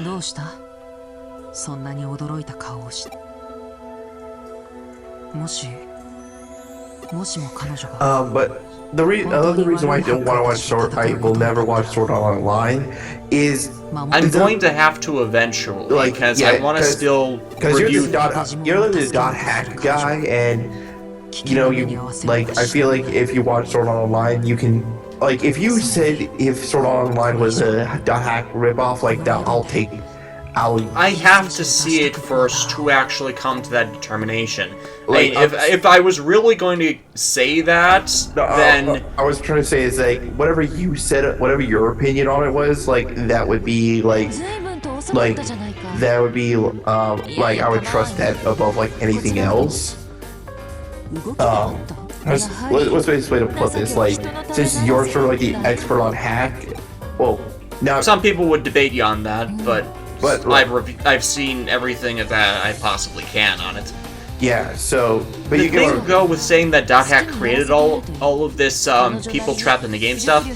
Well, that technically came from Tron before any of it else. Dot Hack just built the... If this were actual real phenomena, how would this affect everyone outside of just this environment? Right. I like Log Horizon a lot more. It has more character than Sao. Plus, Sao is actually exploring something that these series haven't really before. Like, you're trapped in the game, you don't know any way out, and you have no contact with the outside world, and no one is forcing you into this situation. What do you do? And pretty much that's how they do the whole Log Horizon thing.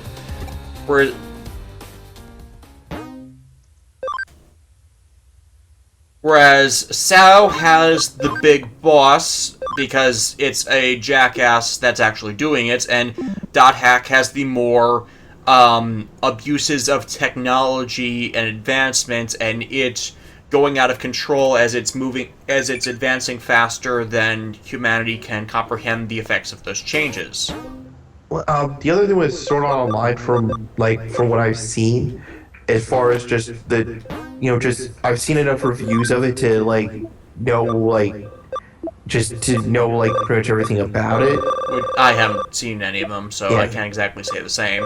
But basically, the biggest problem with the show is I can't think of another show that's off the top of my head that's like this, but imagine a show where literally everybody else could be the main character, and you kind of want to see the show be about them and their struggles. And then there's this asshole. Yeah, and then there's this asshole who is the main character because he is literally so OP, and Gary Stu about it, because all the good female characters just fawn over him, and you go, okay, what's so special? Oh yeah, okay, of course he's kicking all his ass, but it's like that. When you see it, you go, whose fantasy are you trying to live out here? I'm sorry, I just can't get invested in shows where the characters are just so overpowered that they can literally... Okay, correction. In shows like Fist of the North Star or G Gundam, where we have these men walking around that can just beat the shit out of anything that they come across, there are things of equal strength for them to overcome, or there's other struggles involved with their quests and stuff. Or if it's something like One Punch Man, that's the entire joke. They're so ridiculously overpowered that, of course, no one's going to be able to stand up to him. Right. But, you're not playing it as funny, you're not making it dramatic, where all these... Like, the Superman problem, he's so strong he can break the world, but he doesn't want to break the world kind of situation. Right. There's no struggle, there's no point, there's no way to advance him. Yeah, an overpowered character can tell a story.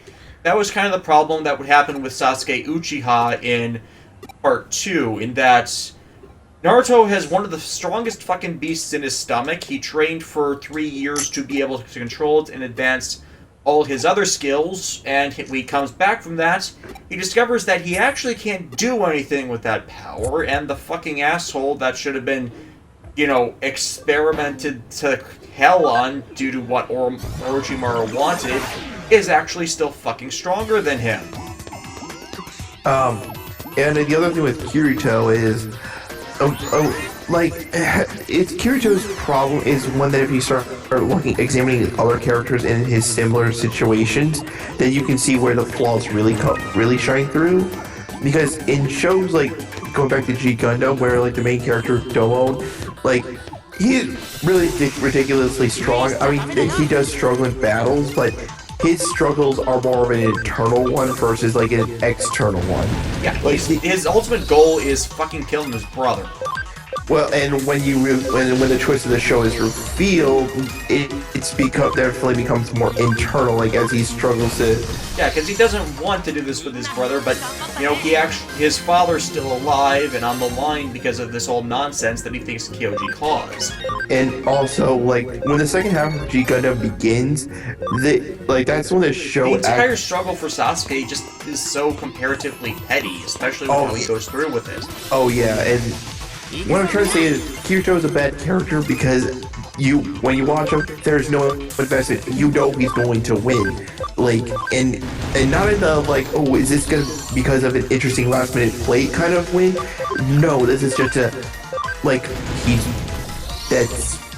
can understand people of thinking Dot Hack Sign is boring, I kind of had that opinion of it when I was younger. Just that there's this whole... A lot of it is about introspection, character development, and positive revelation or evolution of oneself that forms the core of it. Like GU, as my concluding statements about that game were all about growing up. And that was the entire story and character arc, aside from, you know, Taseo getting the cycle of loss and grief thing. That was another thing that was about the show, about the series. And, you know, it's about advancing them. And when they advance, they go through their story and they move on for the next one to take its place. It's why you can have all of these series with different protagonists be part of the same everything, so that it becomes less interesting where you keep on this character that's unappealing in the first place and you don't let them go. Heck, you know, that's another problem with Naruto, and that it keeps focused on these fucking assholes, and then the ones that are actually interesting side characters are sidelined. Yeah, completely sidelined. I mean, Enko Mitarashi was probably my favorite of the side characters. Oh, yeah. She made, she like, was awesome. what, 3-4 appearances in the thing, and the last one is she's demoted to a teacher with actually no build-up to that kind of that kind of revelation. You go, what? I mean, yeah, she'd probably make a good teacher, and you know, that what would have been a nice way to kind of establish that?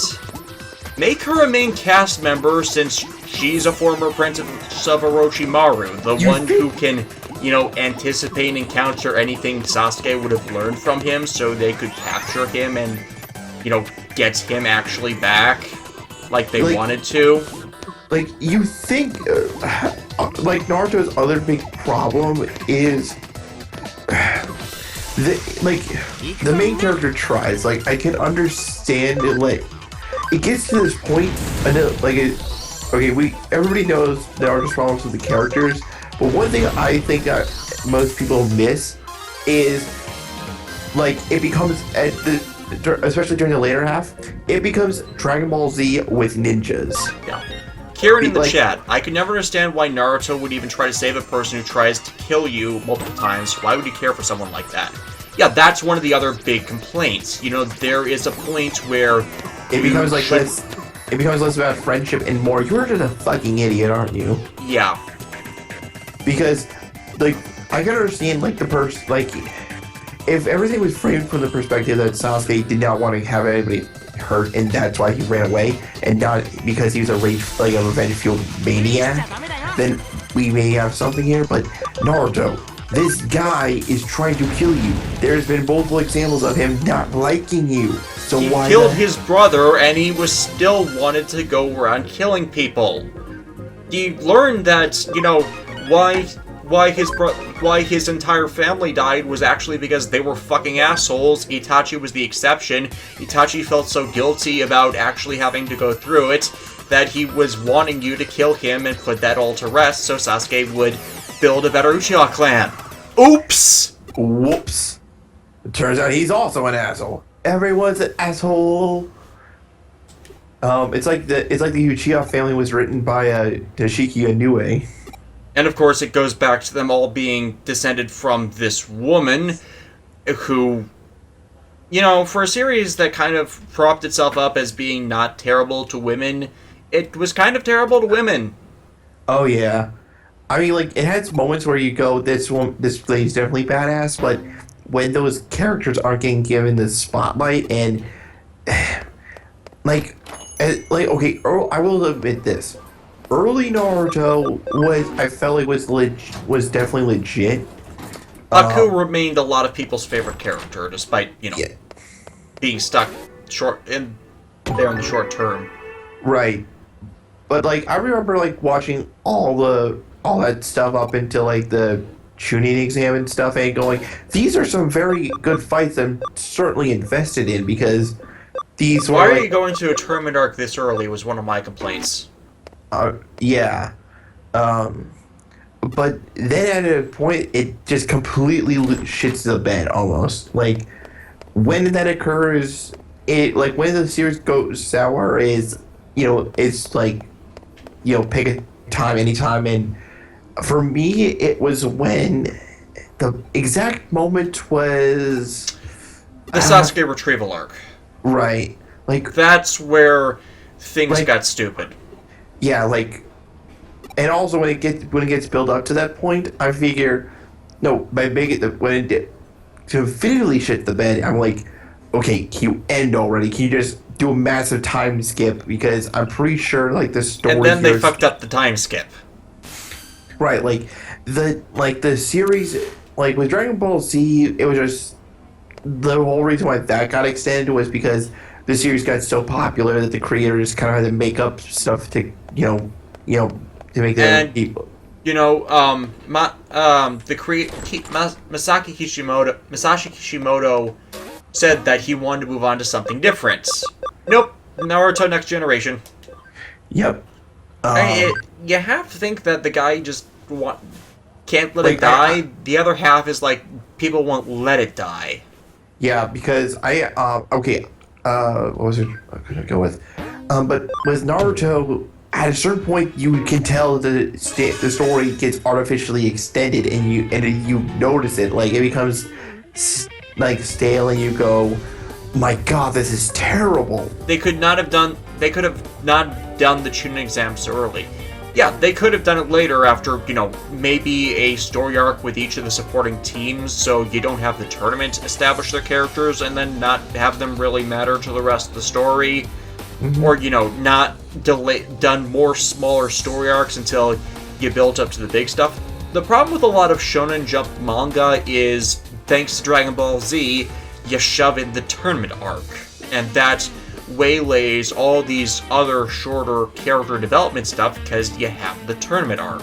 Yeah, the only thing the tournament arc can provide is fan-favorite characters that are incidentally there and are never going to be seen or focused on again. And one of the big ones, like I said for Naruto, was Anko Mitarashi, because even in a few chapters, you already had enough character to actually base your entire fucking series around.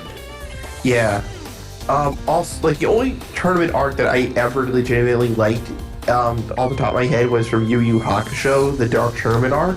Yeah, the Dark Tournament arc was awesome, but the reason it was awesome, because they built it up from a series of smaller adventures. Right, like, they built it up, and then during the arc, like, it was, the tournament was like a secondary thing.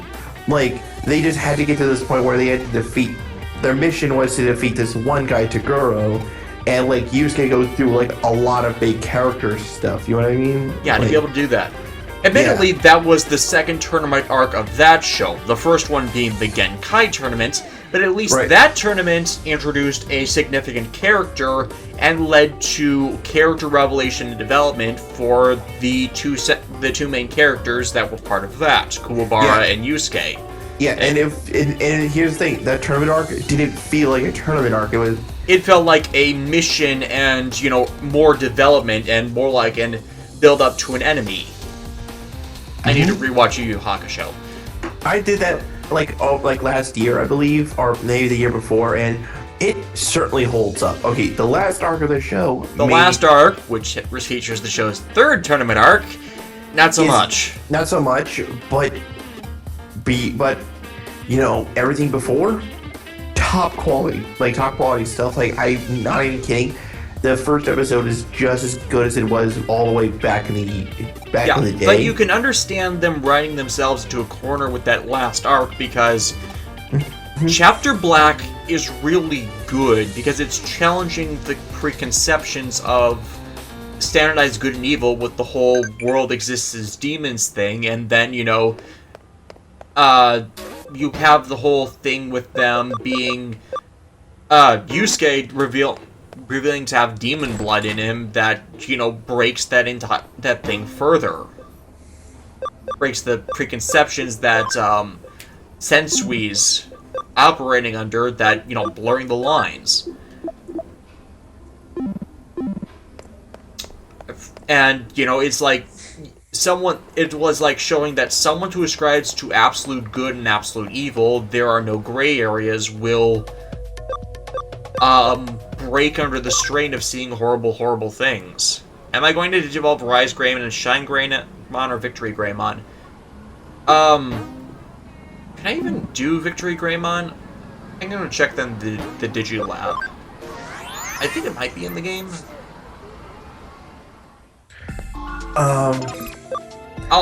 Let's see.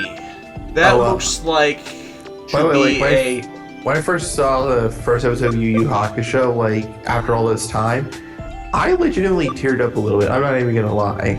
That looks to be Shine Greymon. I think that might be Victory Greymon. Well, why don't I actually, like, instead of guessing, why don't I actually look it up?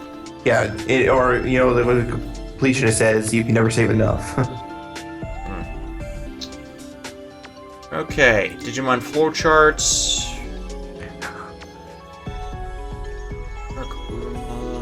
Why is not? I'm actually actively looking it up. I'm scanning through the document for Rise Greymon's name. There he is. He evolves into Examon, which is a Royal Knight, Samudramon, and Shine Greymon. Oh, I actually really like Samudramon. That thing is freaking awesome. What is that? What is it?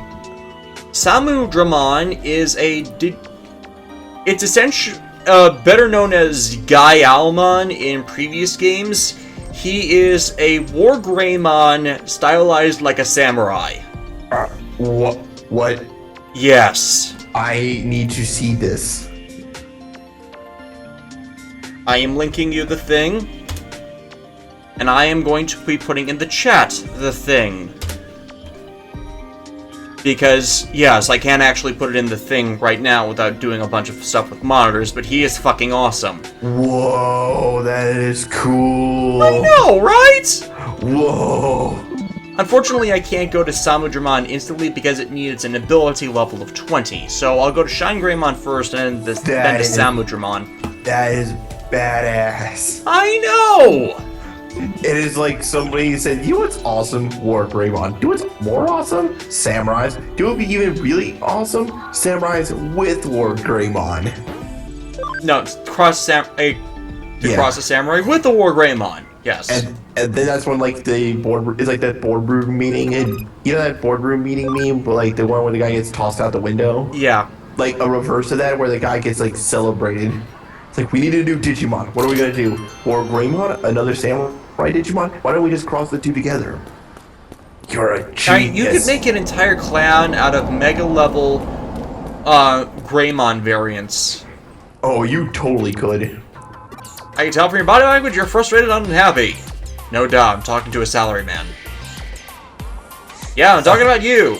So was I. I know this Blue, but I bet you're into beautiful women, aren't you? Sure.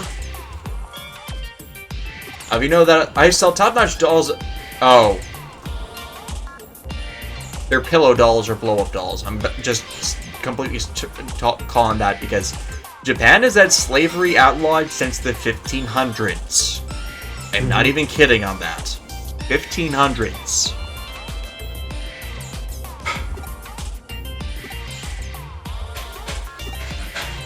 And here comes Nokia. Wait.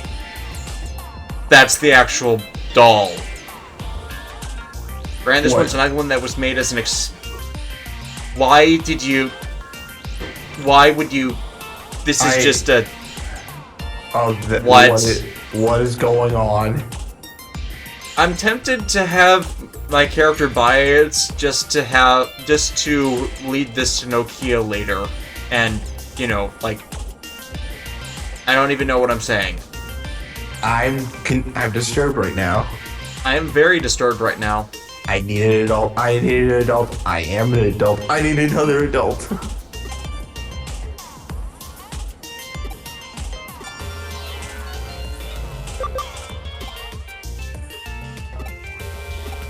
I bet you're bored with how your day-to-day life is going. Wouldn't you love to just throw it all away and spend it with the girl of your dreams? Are you selling me a device that puts my dreams into reality? Because if so, I gotta tell you, I'd rather not do that. My brain has some weird things in there. Yeah. Doesn't that sound fantastic? No, it really does not. Because with the Perfect Girl Project, I can offer you exactly that. Okay, seriously, you don't want to go in my head. Weekend Renamon is going to have a figure, says What? Jonathan Johnson in the chat. You better be. I swear to the heavens, if you. I need proof of this. If there's going to be a D-Arts Renamon, I must possess it because Renamon is the best. You know my thing about Gauntlemon Crimson mode, so Oh, yeah. take my money. Yeah, I'm pretty sure if like they announced like a Gauntlemon Crimson mode D-Arts like that tomorrow, like you would probably have like you would seize up from like just the amount of awesome that you would be witnessing. I've changed my setup since I last had it on camera. I wasn't kidding about my joke in the Avatar reviews about my set being under reconstruction. And I've kind of got a space for that right now. The girls take care of that for you. Thing. If this is a main cafe, I'm out of here. I think I'll just check out the LDC machine in the arcade.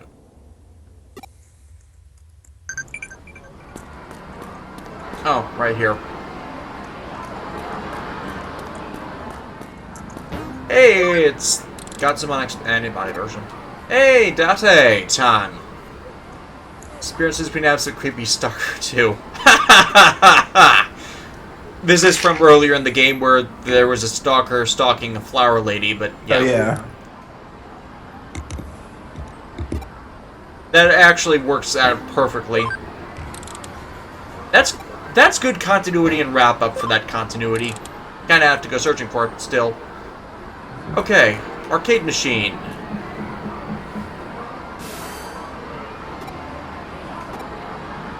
Good timing. Faint digital noise signature. Great. And you'll find some clues about the puppets. And how they're 3D printing people.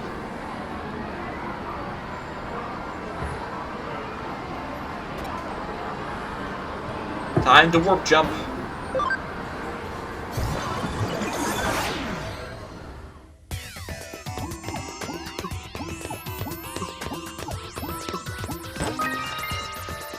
And yeah, depending on how much it costs, I might get the combination Rika Renamon figure. If Jonathan in the chat's statements about it will prove to be true. I've been to this region before. Is that open box is telling about that.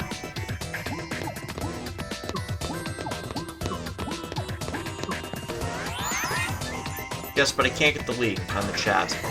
Favorite Digimon movie is Runaway Locomon. I don't care what Chiaki J. Konaka says about it not being canon, it's my favorite. Hey, any...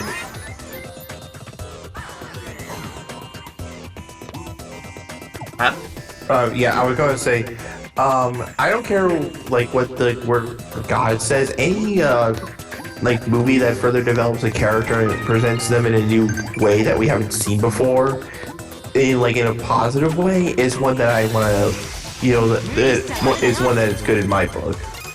Toei's thing with continuity is the TV shows trump whatever else is done for the spin-off or additional material, so as long as it contradicts, it's alright, and, the TV show takes priority over themselves.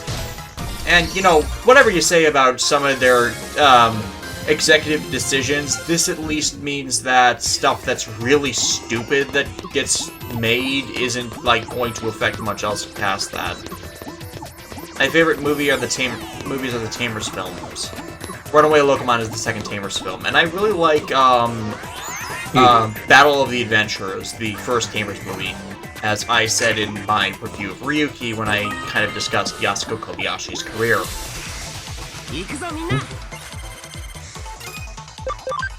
I will never get tired of looking at Rise Greymon fly. I know, right? I was a big fan of the Freedom Gundam. Say what you will about C, the mecha designs were awesome. Most of the mecha designs were awesome, and the wing effects and the Freedom were like one of the reasons I like that series. Straight up. And, you know, seeing it in a Digimon design, it's why I consider Rise Greymon's book to be superior to normal Metal Greymons. Because I take people's data and make dolls from it. Lots and lots of dolls. Dolls that steal souls, then become people. Then people become dolls. My god. This machination is the puppet from Five Nights at Freddy's. Dolls are lifelike. The people are deathlike. Huh? Who are you? Would you like this baby? Any interference must be punished. Any interference must be punished. Punished. Exterminate. Exterminate. Exterminate. Exterminate. Inframon looks like that guy that suggests that you probably want to. That suggests that maybe burning stuff down would be the best way to go. The part where he kills you. This is that part. It's like, Inframon, you have betrayed me. I will attack you with my other Inframon. Wait, what?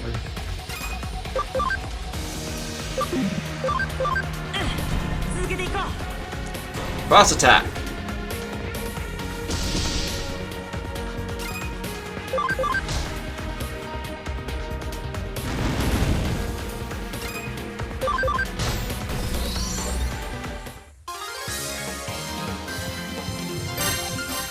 I need to sub someone else into the party. Galleon is level 40.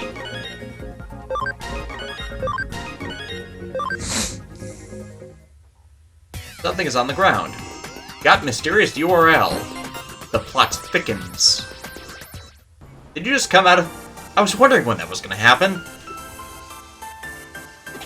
Not with the cops or something, are you? Are you? Yes. Yes, we are. I'm the cop's secret weapon.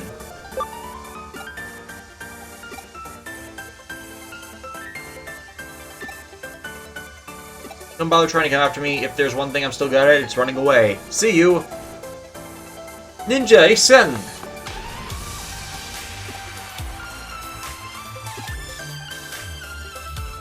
Oh, so much for that case.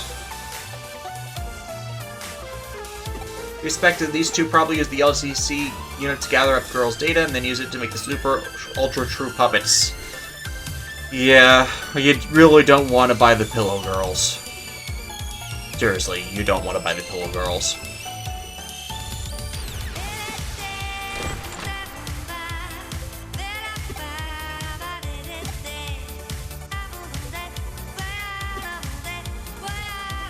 But this project still remains as what to become the perfect girl project now. Various we know each doll's looks are derived from a real person. Realism is then used to help sway potential candidates to join the project. But what is the perfect girl project even really about in the first place? My guess is gynoids.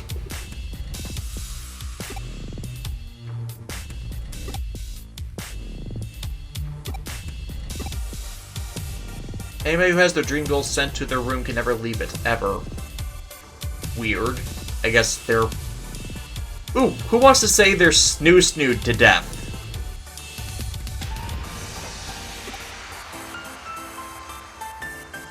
Ah, Futurama.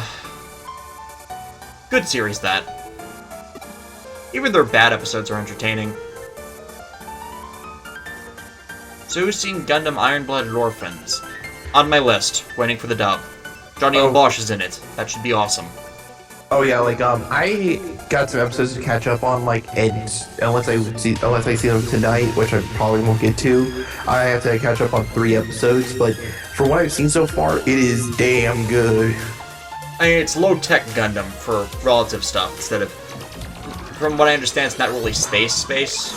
Like, okay, so it is space, but so far it's like a story about like these this ragtag team of like Mercenaries. Well, yeah, well, they're essentially mercenaries, but like when you watch it, you go, this feels like an old school Gundam show in terms of like they need money to do things. They can't just willy nilly like go in guns blazing. They have resource limitations. Yes, like there is so much, like there's a legitimate stakes, and while some characters you may attach more than others, like you can, like as a series, apparently like the episode like 3 episodes back or 2 episodes back, like was a real tearjerker. Like this is the Gundam that we remember. Like you guys, Gundam has a tendency to make you cry like a baby because bad things happen. Instead of emotional pangs of the cast that you're supposed to feel something for, but don't. Right. And you do get to root for these characters, and the part that Johnny Young Bosch is voicing, Orga, like I'm not sure how old he's supposed to be, but he's definitely like the young man trying to lead a band of like younger men to like victory and stuff. And there's a lot of tension because they're kids. Yeah, and that's like one of the biggest stresses of the show. Like these are children that are involved in this. You know what I mean? Like like when like the kids, and there's like this like scene where they go up against some space pirates, and they're using children slaves to like help fight their battles, and it's like one of those you don't want to see what happens to one particular character. It's not pleasant. Yeah, probably. Oh, yeah. But also I feel like the best part of the show is just seeing the new Gundam Barbados in action. It's like you said, very low tech, but also it's evolving. Yeah, like they describe the Gundams as like ancient war machines that like are still ultra powerful. So Twitter, not Twitter. Turn A in a way. Yeah, Turn A in a way. You can. It's very low tech because the first main weapon it ever receives is like just essentially a giant steel club. And the guy who pilots it uses it with like great efficiency. Yeah, there's a dub for Iron-Blooded Orphans coming out. Yes.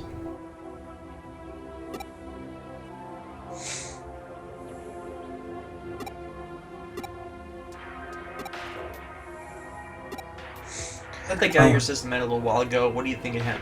Okay. Repeat.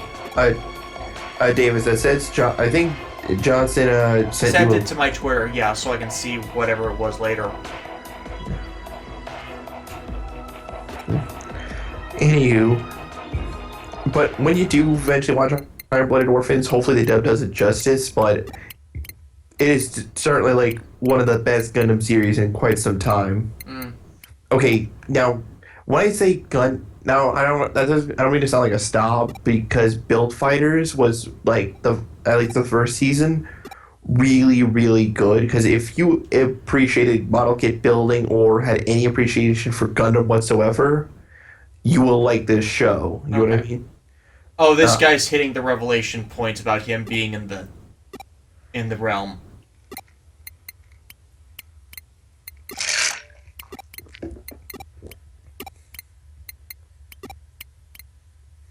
Error, nowhere to log out.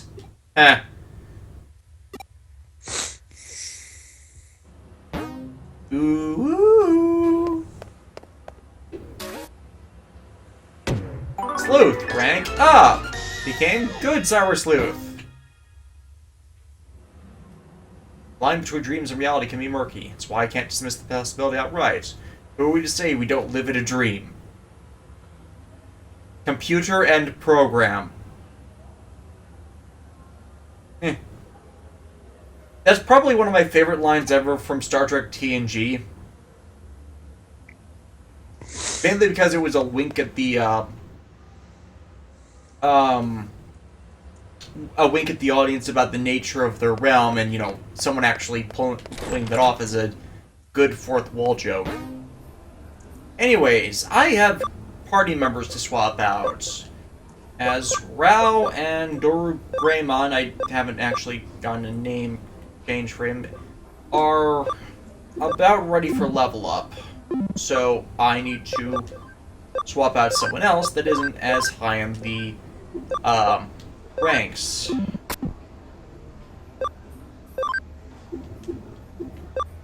It's how I'm doing the cyclical leveling while we're actually playing the game live. Besides, it's probably time to Death Barrier DX. Interesting.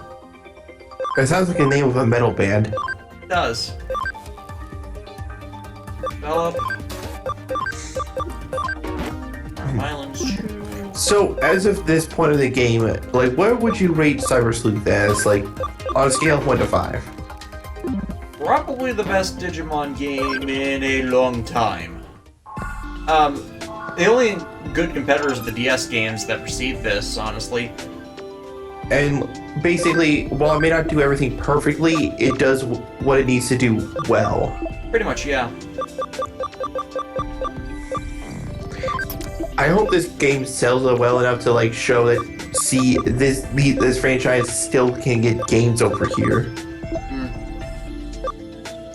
Or at least, but these days, apparently when a game doesn't sell like a bajillion copies, it must be considered a failure.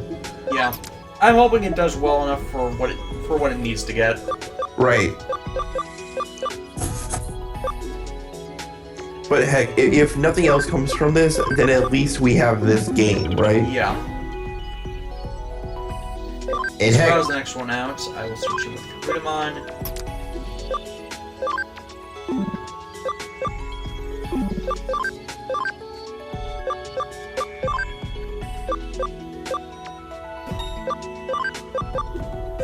oh, the biggest disappointment I find was like Bandai of America's attempt to make Digimon cross like the Digimon fusion toys. Like I don't know if you've seen Cross 3 SD. I really didn't like Shopmon Cross 3 in the first place, so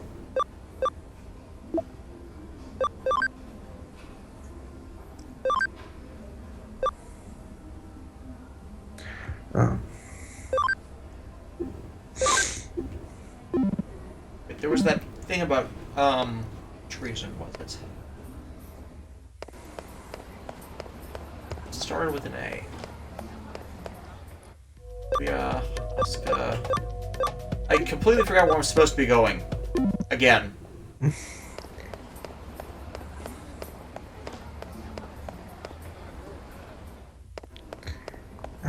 It's right here because I knew I hate my memory. Shinjuku. Arata's been in Shinjuku. Oh yeah, the thing with the You must think that's where the next digital gate's gonna open.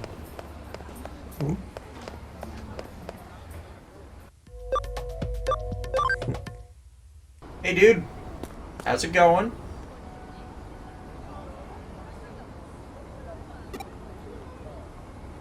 This written challenge just came from a mysterious guy.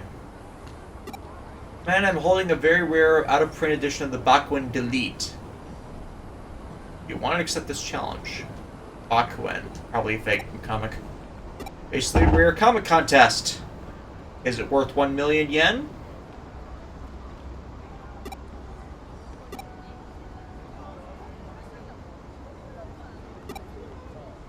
Okay, send us an official request. Great.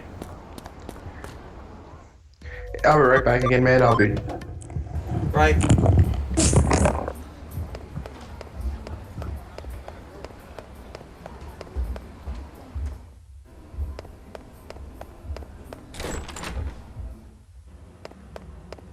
So many cases, so little time. Ooh, farm expansion plugin.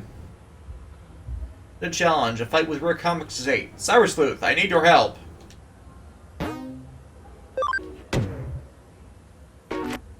Done.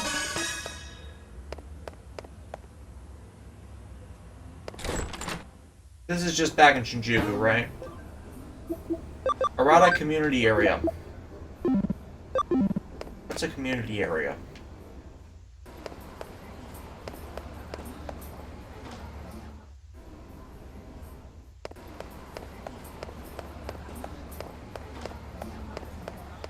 I'm gonna go back to Shinjuku because, obviously. Ace community area is this side region.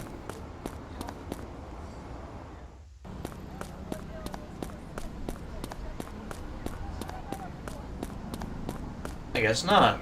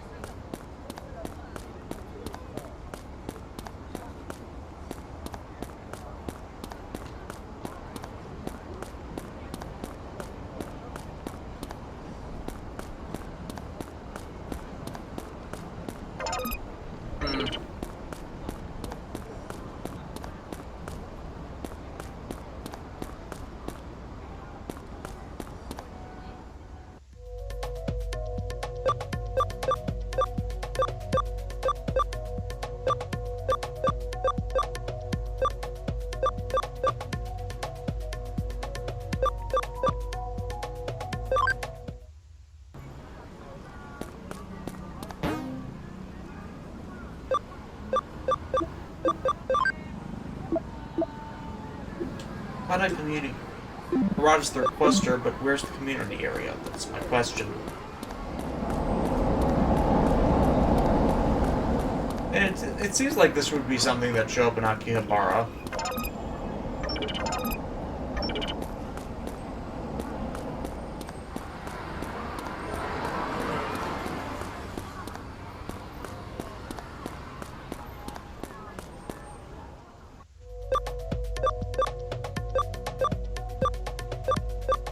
I mean, it would make sense if it was in Shinjuku, because this is where we found him, but I don't see him anywhere.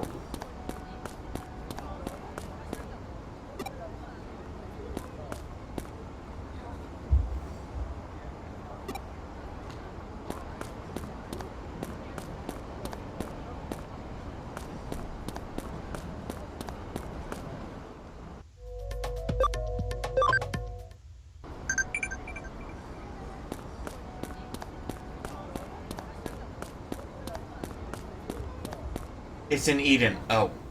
Fucking... I'm an idiot. Since I have an access point right here. I should have said Eden in the listing of that thing anyways. In the area. There it is. There you are. Oh hey, it's the metrosexual from earlier.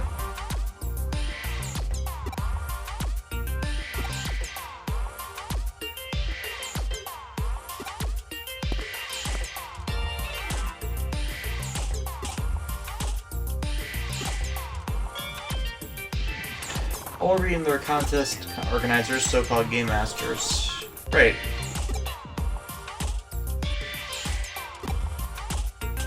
You can't just buy a rare comic for a collector. Yes, you can. They usually have this thing called duplicates. Okay, what's this comic about? Akudelia set a term of the century dystopia. I fucking hate that plot device. Armor Garden is the scene of a wild heroine adventure. This is Mega Man. This is Mega Man. Student Council bringing Genius Senior to private school. No, I guess I was wrong. Incredible hacker. Aku. Soku. Delete. He's vowed to never kill. He destroys evil hackers all in the name of just. Now this sounds like a cross between Rurouni Kenshin. So I was seriously a detective who could use that. Really? How many? Yeah. It was all just blending together. How can you be a detective and yet a high school student? Okay, that actually happens in the stories, but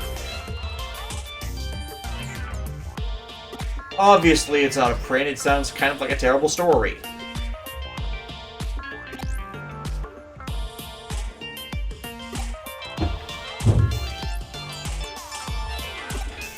Why is from when it was published, harmful hackers started popping in and people feared the comic was to blame. Yes, because people are imbeciles like that and blame media for cultural problems.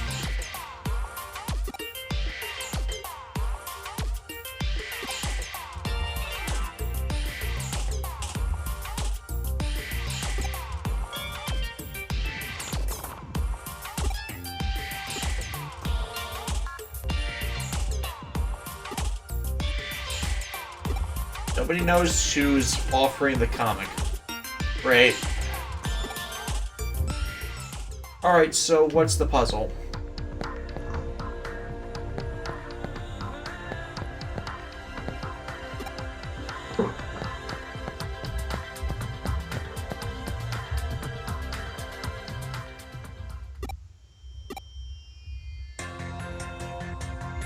Shinosuke Ginda first appear. There's no way to actually answer that question. I want to say Volume 2 because that'd be when that kind of thing usually happens.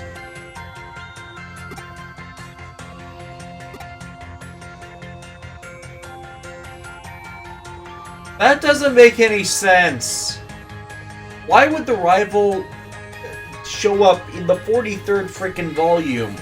It's like carry the two. That's like over 200 chapters.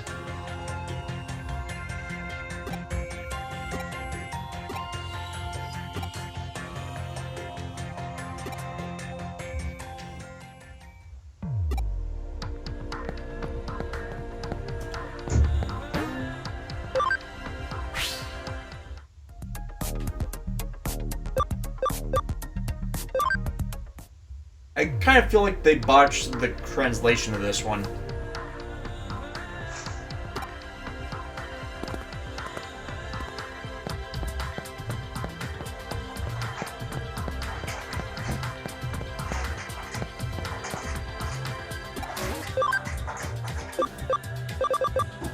Okay, stuff to sell. Forgetting about that. Ooh, feed that greatly uses his cam and ability. I need to use that on somebody.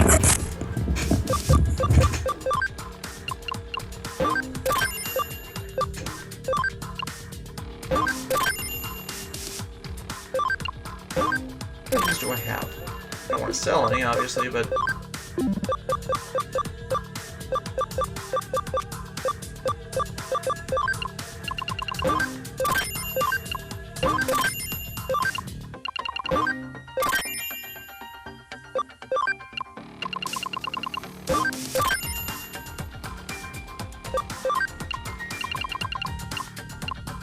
Why is it we've never seen the entire Royal Knights and they've never been heroes? Omnimon, Imperial Dramon Paladin mode, Gallantmon, those are Royal Knights. Alphamon, Royal Knight, hero in his own movie. So yeah, we have seen Royal Knights be heroes. Yeah. That, like any Digimon in the later series, it's not automatically the good guy, the vaccine types, which are actually the fucking heroes.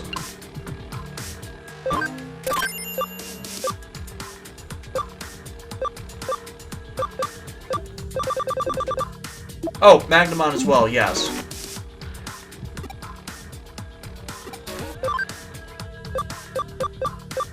Oh wow, they actually expanded this a lot.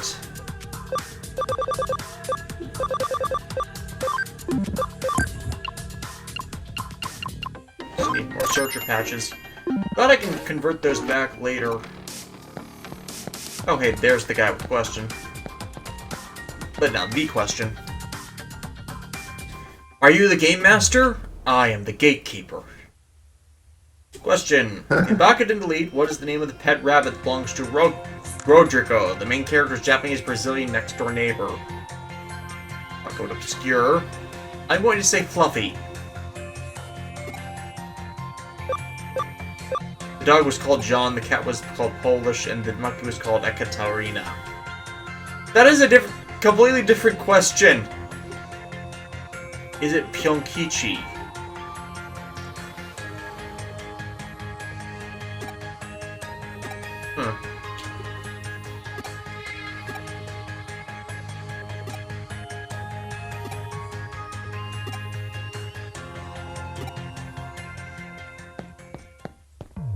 I meant more like the group themselves. Whenever the group is shown, they serve as antagonists in Frontier and Data Squad. Yeah, I can't deny you there. I've not actually seen all of Data Squad, just a scattering of episodes, so I wouldn't be able to weigh in on that like I should. But I know they did fight people because they were protecting Yggdrasil, which was doing bad things. The Yggdrasil plot device had been bouncing around a while before Data Squad came around. It actually started in Digimon Story X Evolution, and then seems to have been a recurring element since then. Oh, another question. Like, I think I've asked this before, but, like, what is the most infuriating boss that you've ever faced in a game that you love? Sorry, what was that? What is the most infuriating boss in a game that you've loved that you've ever faced? Like a game that you love, but there's this one boss. I mean, you go like no, just like no. Drives me crazy. Yeah, it drives you crazy. I want to say it would have been in the game I've reviewed by now. Pretty much anything that limits you to having a time limit. Because, you know, it's not... You want to beat things fast, but you don't want to drive them really off the wall.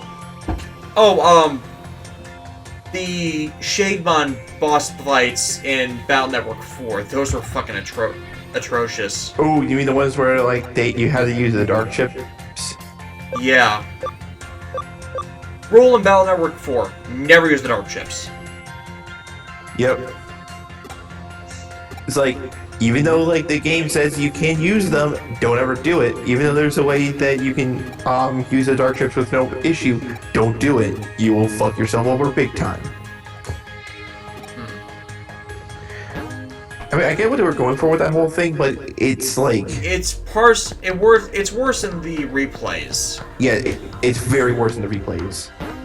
I'm gonna say Pi and Giyu, her avatar battle.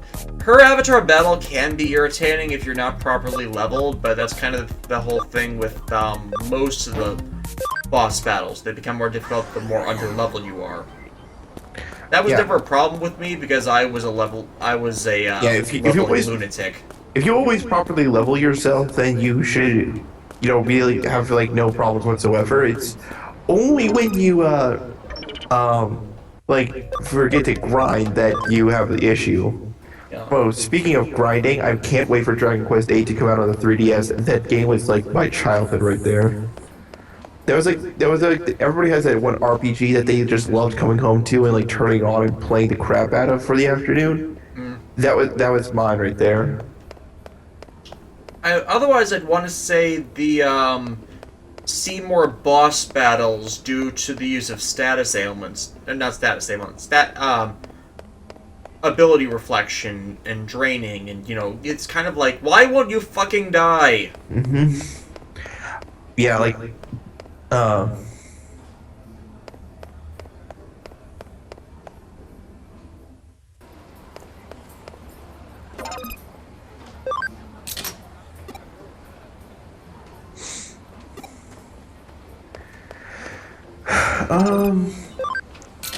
for me, like, a boss I absolutely despise in a game that I love, that's a tough one for me as well, but, let me think. Houston 5-8. I know there was a boss that I always hated, but I can never remember what it was. Oh, I don't remember. So this isn't like this isn't like a post-game boss, so like of course it's gonna be super difficult anyway, but it's just the way it's done. So Battle Network 4 had a lot of problems. Some of them, like the Woodman mission, could crash the game. Woodman was in Battle Network 4 Blue, and yeah, there's a reason Battle Network 4 is considered the worst of the Battle Network games. Sorry, I interrupted you, Matt. Yeah. I wanted to answer that. Okay. Yeah, we can gush about Battle Network in a little bit, but for me, in Dragon Quest 8, after you beat the game, you get access to this new area. I forget the exact name of it, but basically at the very end of it, you get to fight like this dragon dude several times, where he gives you a cool piece of armor each time you defeat him. It's like the most powerful stuff in the game, or some of the best powerful stuff. It's more of like there's no real completion bonus to it. It's just one of those, you like pat yourself on the back, good job, you did it kind of things. But he had several forms. Now, in the Dragon Quest series, you're familiar with the slimes, right? Those little Hershey Kisses guys? Vaguely. Well, okay, you've seen those like little blue slime drops everywhere. If I showed you a picture, then you'd give me a second. If you just let me. Okay, I'm sorry. I'm just gonna post it in the Skype chat real quick. Those guys. Waiting for the image to load. Oh yeah, so a friend of mine that did a D&D thing used them as monster placeholders. Right. So in the game, though, there's metal variants where that they have very low HP, but the odds of hitting them, or at least inflicting damage, are very low, but they yield a lot of XP, right? So if you can at least endure the grind of like fighting them, which are very rare, and like just grinding the crap out of them, they will reward you with a ton of XP, and they're sort of like the only real effective method to get anywhere decent in the later parts of the game where you're like so high leveled. Okay, so this dragon guy that you fight, he has a metal variant. I'm not sure how much HP he has, but Metal slime. yeah, like he's had pretty much It has is the that metal. T1000. So basically, he's a metal dragon, and he has the properties of those metal slime, meaning he's very hard to hit, and whatever damage you do inflict is not a lot. The biggest problem with this is I could never get past him as a kid because no matter how hard I leveled up, no matter what I did, he would always be able to unleash more attacks that would devastate me. You know what I mean? Yeah. And what made me upset about this is because this wasn't a boss fight based on skill. This was a boss fight based on just the luck of you hitting the guy. Yeah, you gotta hate those. Yeah, like I hate it when like the outcome of a fight or a battle is not decided by like any skill, it's decided by luck. Now there are some battles where like it may look like luck, but in reality it's just me being smart enough to manipulate the odds in my favor. But but if it's just dumb luck, then no. Yeah. Because there's nothing in the game that you can obtain besides the mixing some metal-based weapons that can do more damage against metal slime creatures to increase your odds of hitting them. Yeah. Like you Agree, have, Yuka doesn't know about the ability. yeah, you would have an easier time of just covering your eyes, blindfold yourself and throwing darts at his board and hoping you get a,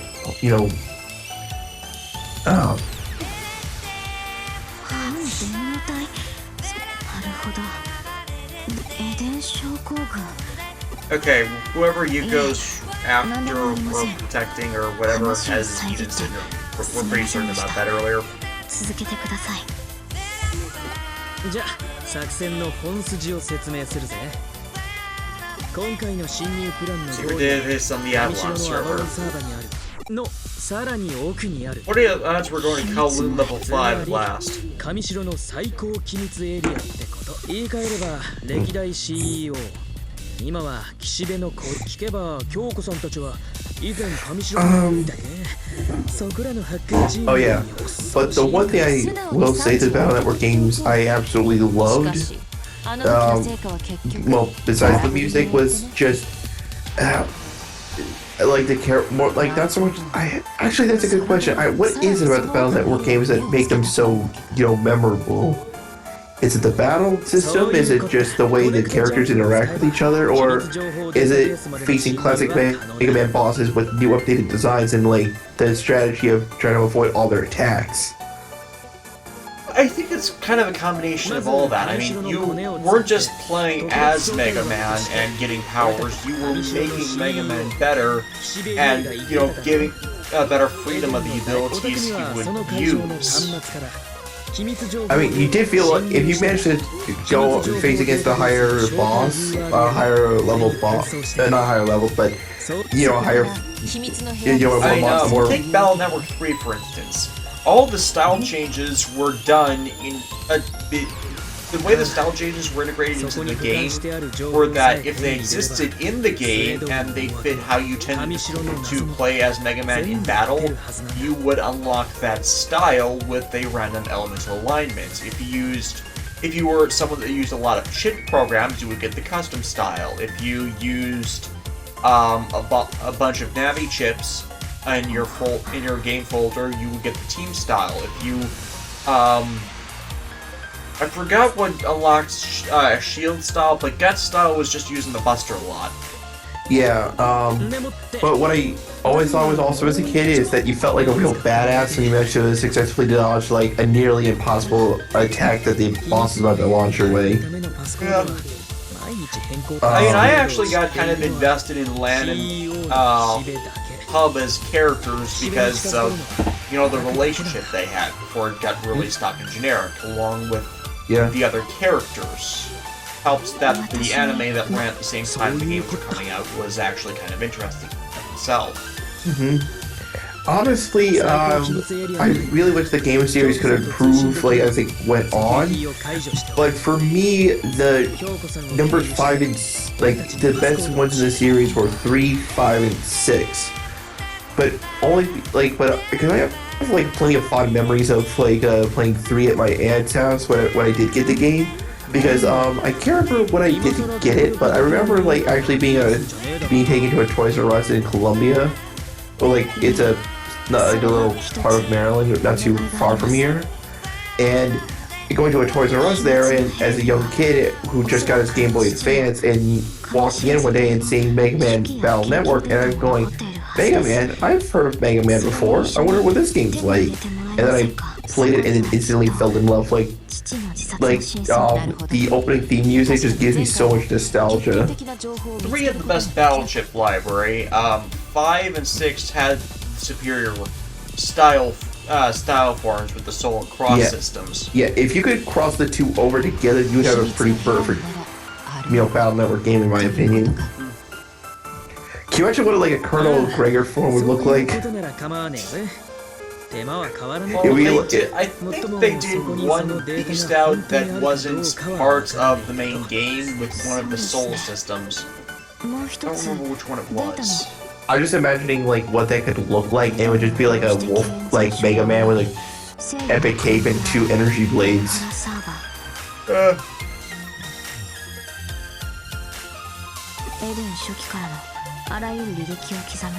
Actually, there's something else I wanted to see them sprite in the Battle Network 6 that showed up in the manga. The cross, the base Falzer Cross. Oh yeah.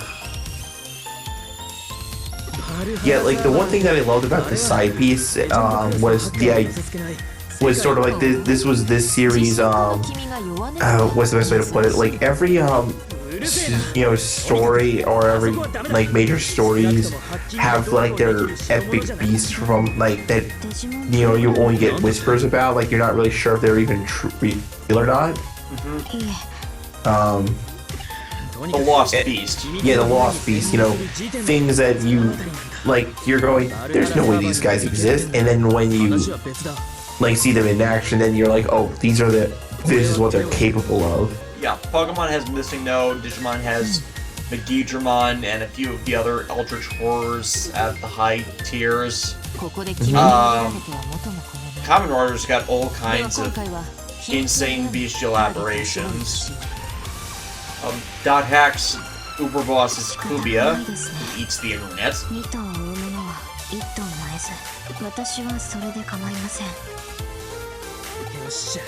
Yes, let's start the mission with Chapter 9, Our Master Plan. Oh, Black Eyes, Ultimate Kuga, and Rising Ultimate Kuga are playable in Batorite War. Yeah, unfortunately we have to put up with not Godai. Yep. Damn shame that. because normal Kuga can't get it despite showcasing that she should. Hey, Victory Uchida, give me the item. Cam USB. He vanished in a puff of logic. What was I gonna say? But like I remember like, how to put this? The side piece as final bosses may not have been like the hardest things in the world, but I felt like I had a lot of fun fighting them too. I think that's the key word. At least as long as you have fun with it, no matter how difficult it may be, like then at least you know you had a good time and stuff. Yeah. Like I hate bosses that are just arbitrarily hard for the sake of extending gameplay. Final Fantasy 13. Pretty much. Like at some points in that game, it's one of those I want to absolutely despise it, despite because there's a lot of reasons to say that that would totally back me up, but yet there's parts of it that I legitimately like, and I can't exactly ignore those feelings. You know what I mean? I can't tell who is wearing the disguise of the guy on the right.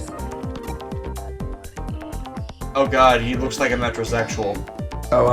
Emerald DC in the chat is saying Bass.exe is his favorite character. The manga version has the developed character from beginning to end. Yeah, they kind of do. I mean, it's not all in the entire way through, but he's definitely a recurring character that they give more of. I want to say secondhand would be the Battle Network anime, but he's more kind of a absorb everything lunatic to learn who I am. But at least they still tried there. More than the main games where he's just the endgame antagonist for the most part. And, bonus boss. I do love the fact that, like, basically, as a child was my white whale. I could never get to him no matter what I did. Because he's the secret boss for most of the games. Yeah, he is the secret boss, but to get to him, like, you have to, like, be a master of the game, and getting to him, like, the reward is almost like fighting him in itself. You know what I mean? Yeah. And for every time when I got a guidebook describing how you get to him, and then I saw what he's capable of, I'm like, my god, this guy's a monster. Yeah. I mean, it really seems like in a battle of base.exe versus normal Mega Man base that EXE would win. Oh, most definitely. It's just his attacks that he has, like... How should I put this? I think that at the end of the day, what Battle Network did correct was it updated these old robot masters for a more internet base for the internet, and they, they translated their abilities and powers, very well. I mean, some bosses didn't do fare so well than others, but when they did it right, you were like, oh man, this is awesome right here. Huh. I'm still betting they were experimented on as children. Who? The main character? Yeah, they had another flash of them as whited out children. You can find terminal and do a connection jump. What if they were the Digimon? What if the Digimon were humans all along? Take that, Darwin.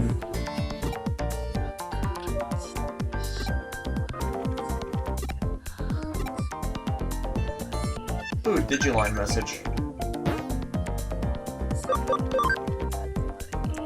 Belt Master Guard. Okay, before we get started on this whole mission thing, I will be right back. I need something to drink since we've been talking so much. Won't be gone more than a minute.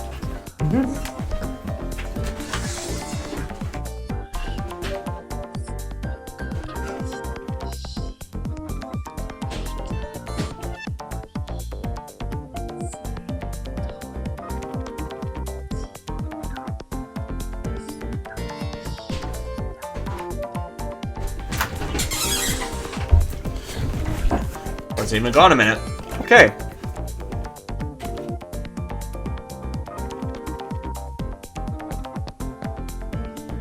So wait, why do we need to sneak in if all of these people were here as observers to this place? Hello? Anyone? Bueller. Bueller?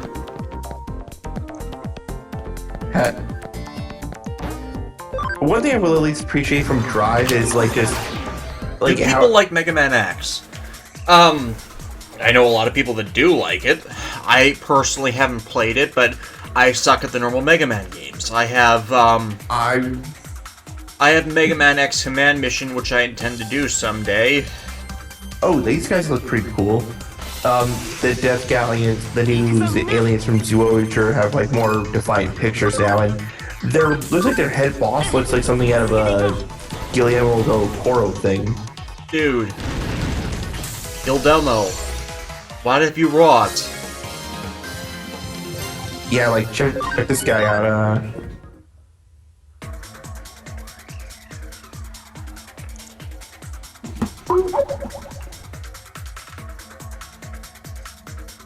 Fucking hell, that's like something out of H.R. Geiger's nightmare. Yeah. And like their generals look. One of their generals looks okay, but the Blocks guy. Yeah, the Blocks guy. What was I gonna say? But point is, major points for making the bad guy look like an actual villain. Yeah, like this looks like those. I think what does it for me is just those like little pincer things to make him look like if you got near him, he would eat you. Yep. Yep.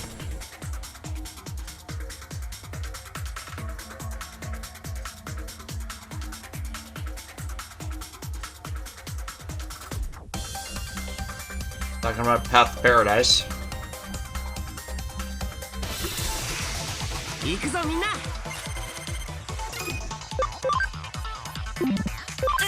I'm just doing this to get through it faster.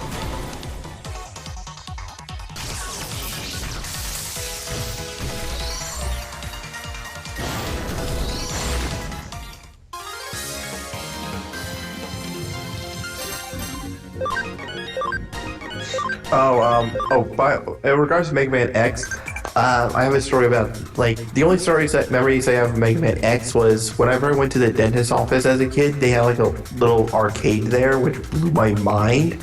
But in one of they had like several, little, They had like a game console and a TV in a case, right? Yeah.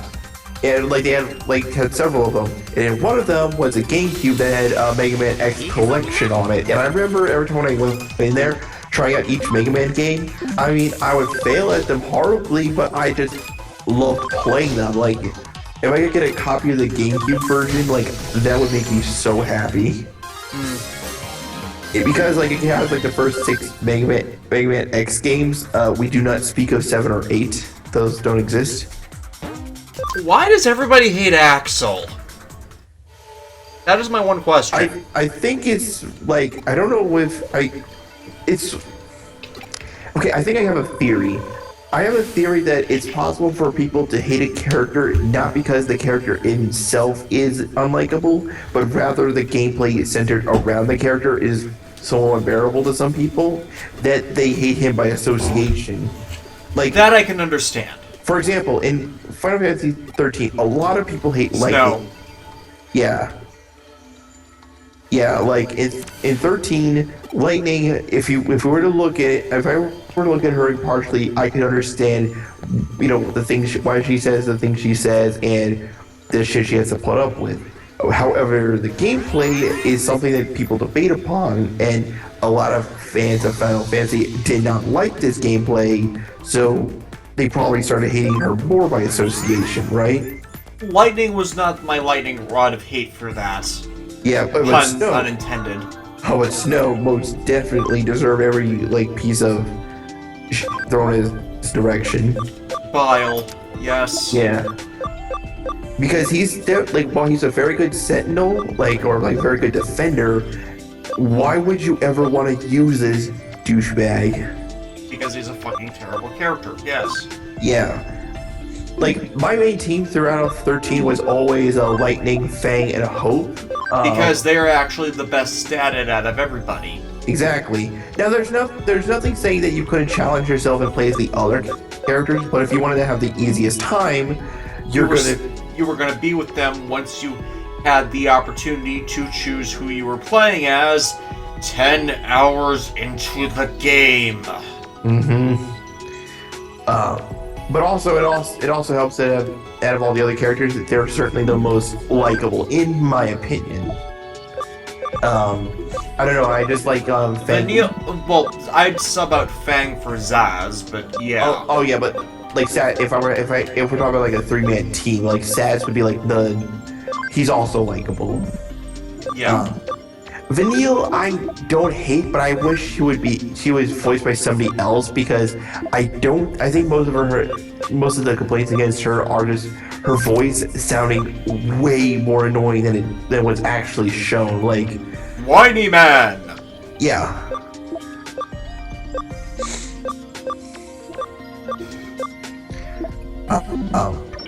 But yeah, I feel like that is such a thing that we need to consider in the future. Like, I don't think I hate the character, I just hate the gameplay around this character. Yeah. And it also doesn't help that from what I've seen, Mega Man X7 and 8 had like the worst bosses out of the entire series. Like, okay, they were definitely running out of ideas at this point, but it's the way they are, done in the game. Like, for the switch to a 3D plane, this is what we get. Like, if I was gonna play Command Mission, I would pretty much break Command Mission because I know the freaking codes for the Ultimate Armors.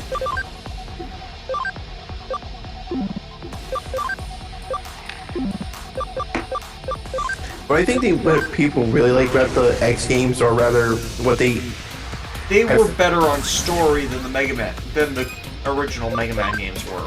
Oh yeah, and they also really rewarded you for for going out of your way to fighting secrets. Like, that was half the fun. Yep.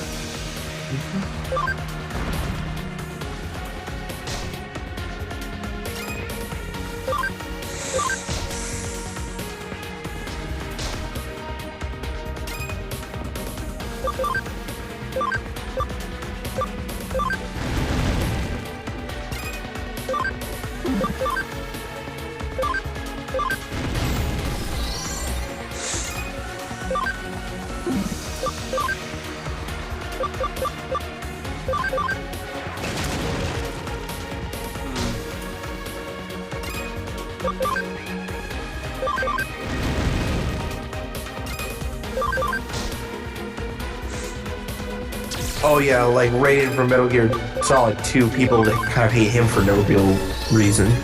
Because isn't he the guy who reads your mind? Oh no, that's Psycho Mantis. No.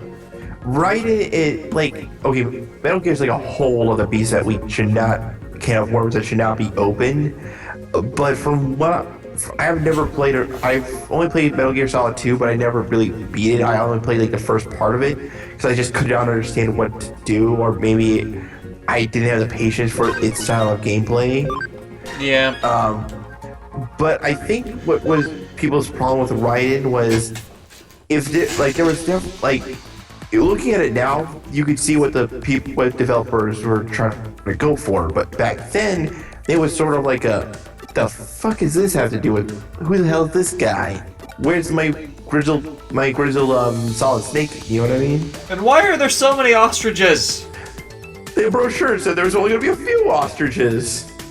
This is a terrible vacation.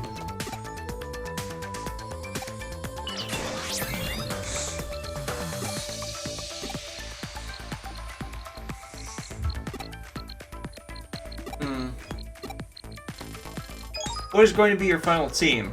Well, obviously, Gallantmon, Beelzemon, and Sakuyamon. Possibly sub that in for Mega Gargamon. But we can't have 4 members in a party. Of course, I'm obviously going to have Blast Mode as a backup. Along with Shine Grainmon.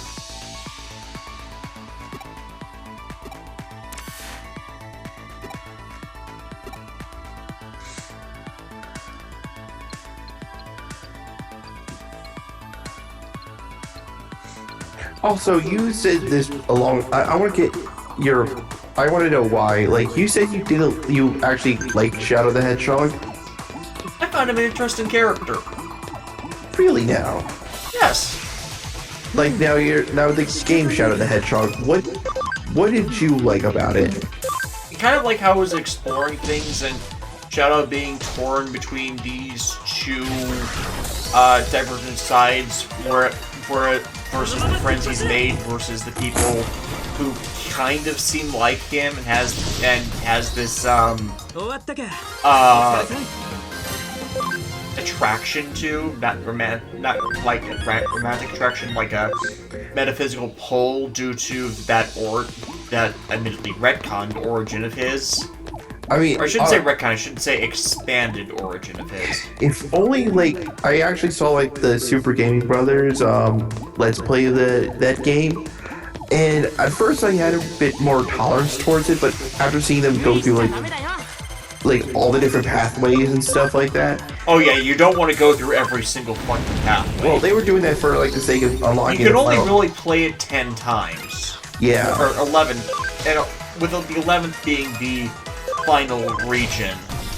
Because trying to do it all 126 times? Fuck no! Oh.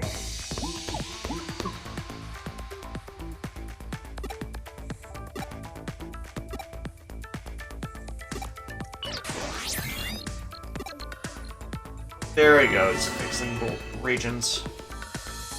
Then Sonic 06 happened. That's actually on my Patreon page for reviewing it alongside the other 3D Sonic games. I thought Adventure 1 was okay. It's not very playable to me. Adventure 2 is my favorite Sonic game. Then we get Heroes, which was awful. Shadow the Hedgehog, which I like more for the overall story than the gameplay, which is kind of my thing. Sonic 06, I didn't have a PlayStation at the time it came out, so I was kind of luckier than everybody else on that. Same here. PlayStation 3 version was the worst one, too. I did not have, like, the next-gen gaming consoles to play Sonic 06. Yeah. But thank God I avoided that, because, like... The Secret Rings, shareable. Sonic and the Black Knights, interesting idea, mixed execution, totally agree. There was Sonic Colors, good. Sonic Unleashed, I thought was pretty decent. Sonic Unleashed, people had the issues with the stretching thing and the the night stages go on way too long, but when the day stages hit, they are really excellent. But Colors was amazing. It was a short-ish game where the bosses were jokes, but it felt like a genuine Sonic game. And Generations was also a short game, and the bosses were a joke once more. But it was pretty cool to see, experience the levels that you grew up with in a different perspective and stuff. Dude, in the Japanese audio for the game, the Sonic, all of the colors. Yeah. Are voiced by the guy who does the Gaia Memory sounds. That was awesome. I know. If you've not seen my DeviantArt page, I actually put together Gaia Memory papercraft things for all of the colors. In fact, one of my projects when I was originally going to do things was to try to recreate a version of the Prism Bicker that I still have the parts for somewhere that I never actually got around to putting together. Think of it. Unlimited Colors Blaster! So in other ridiculous news, you're certainly not the sports person, but Super Bowl Pokemon commercial. Oh, no, it wasn't that. Okay, so I heard this on the radio this morning, but there's a Super Bowl tomorrow, right? And I don't care because of I'm course. a sports fan. But here's the ridiculous part. Guess how much a ticket for just getting getting a seat in the stadium is? $1 million! No, it's more like 4,900. Yeah, that's who the fuck would want to pay $5,000 for something you can see on TV for free? That's kind of my logic to a lot of things these days, since I'm frugal and try to be really responsible with my money, and I would rather spend my money on either A, food, or B, something I can enjoy at my leisure, like the the stuff I make for props. Actually, that's the third thing I'd spend my money on. Things that I would make for myself that I can enjoy later. Like if I had, there's no, I cannot justify that, paying that price for anything because hell, I don't go to movies anymore. Aside from certain, I go to very few movies these days because I'd rather wait until it's out on DVD. Yeah, like apparently, the only justification I can think of is that this is the 50th Super Bowl and that's like a big deal. But other than that, I'm going, Jesus Christ, people! It's just a fucking game. Sport. It's a game. Although that makes me kind of wonder, like, if people complain about, make a mockery of the whole saving the world with card games. Would you think it's so silly if you were saving the world with a fucking football? Now, again, this isn't against anybody that actually really likes sports. You like what you like and all that. Yeah, just like that, it's a ridiculously high level of obsession, and people get insane levels of payouts for this, and there's just not a lot of tangible to it, which is explicable for me. I mean, I like this. I don't love the sport, but I don't exactly see a lot of tactical interests. There is kind of a strategy they play out, but it's less tangible because the second it goes into effect, you've got all these random factors. I mean, the biggest problem with football, at least in my time of watching it, is that what was I gonna see? Not really. Are we talking American football or real football? American football. American football. Okay, so in my time of watching it, like I watch it to help support my local team, the Baltimore Ravens. It's just like a thing you do. But, yeah, I can understand. It's supporting your locals and stuff. But the biggest problem I've seen, and I've seen it in other games too, the refs I don't know if they're corrupt or what the fuck is going on, but there's like clearly defined rules in like that players are supposed to follow, right? Yes. And there would be some games where like our team would get called out on the shit, and then the other team would do the same exact thing or something similar, and yet they would never get penalized the same way. Well, that's the thing. They're definitely biased. I'm not going to say that's not a thing, because it is a thing. It is a real thing. You may not like it, but this one is yours.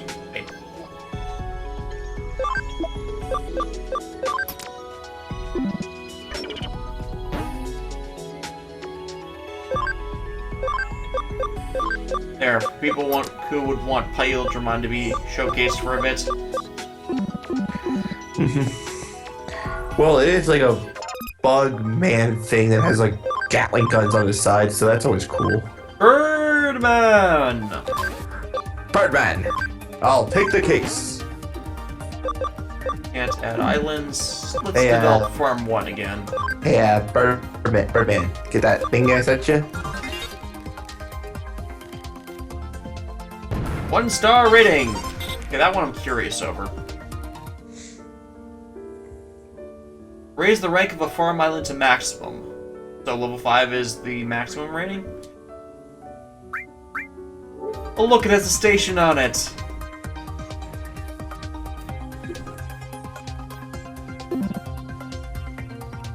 And it looks like a star versus...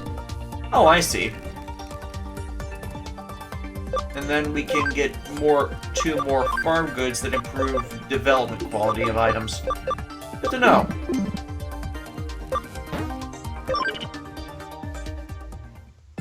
Hang on, I need to have these guys starting on finding out the case. Or in lieu of that, items.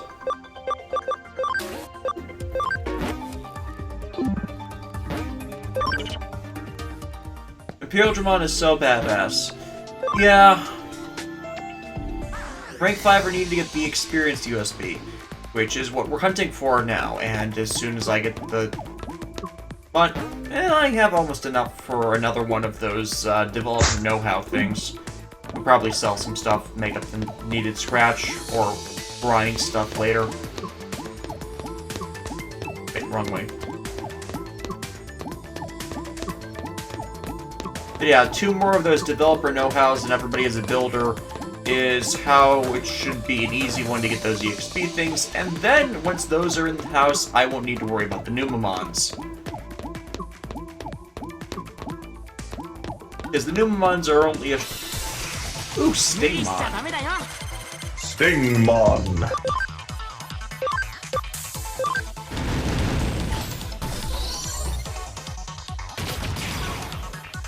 Wait, did... Oh. Oh, I see what happened. It's companion Infamon that did that.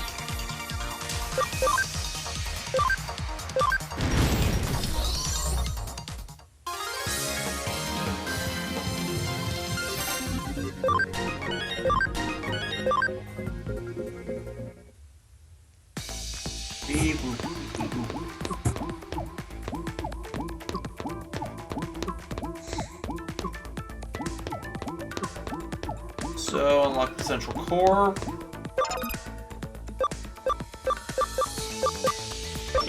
Only we can't unlock the...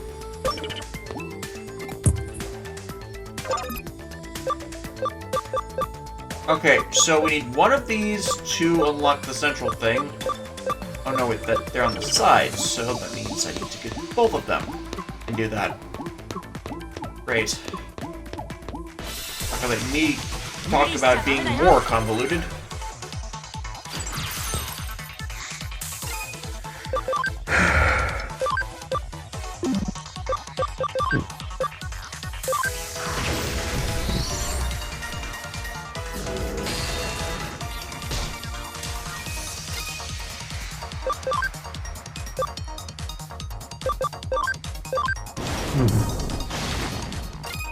Death Parade Buster!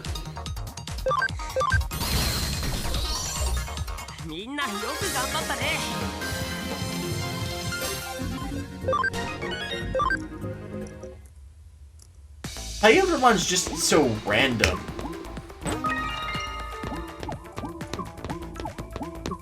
And yeah, it was the first DNA Digivolution, so it kind of works. But okay, the guns, how should I put this? It's one of those designs that looks cool, but I can't fully appreciate it because it doesn't feel like an amalgamation of the 2 ideas of Vmon and Stingmon. Rather, it just looks like it was just something randomly thought up of. Yeah, random components. And same thing with the DNA Digivolution between Angemon and what was the Ankylomon? That at least turned into something completely different. Mm-hmm. But again, it wasn't fitting the amalgamation thing, and it feels like when they were designing the whole Cross Wars thing, they went the Paildramon route when they did that.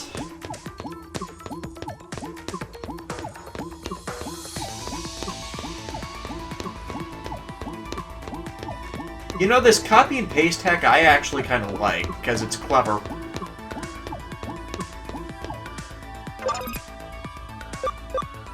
Okay, now I need to make sure this is the right one. Because otherwise I'm going to have to go back and do that all over again. That will not be pleasant.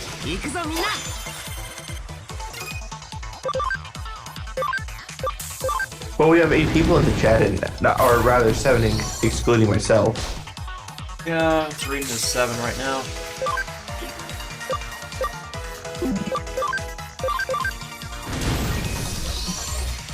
Here's a tip. Save your game of the 1 minute mark when the development time has run out. This way you can restart for the last save and try to get it without wasting 20 minutes. That's actually a good idea. One, I will... Well, considering I use the development time anyways for other things now, that's not so essential, but I can totally get doing that to just get all the experience stuff one by one, secure it the first time, then wait the 19 minutes and then secure it the next time, and yeah, that's actually not a bad idea, but I've been doing them legitimately so far since I've been doing other things. But Thank you very much for the suggestion, Emerald DC.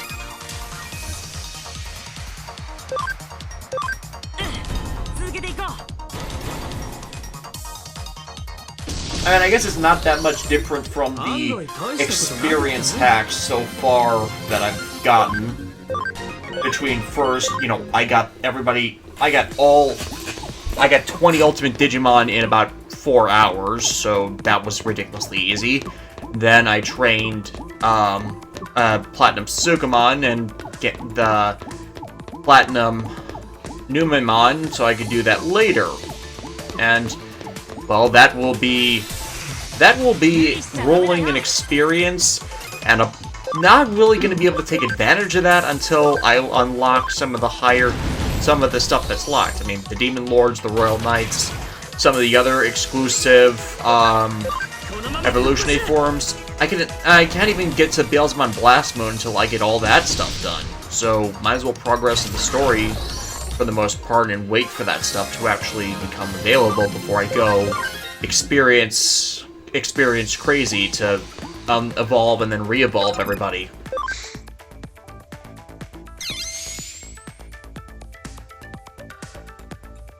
At least there's something to look forward to, right?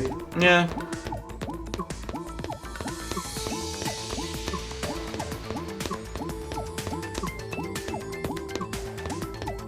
I mean, worst is I'm just gonna cycle the Ultimate and Mega Evolutions a couple times. Okay, now that that's set, can we open the code fucking... No, it's not letting me.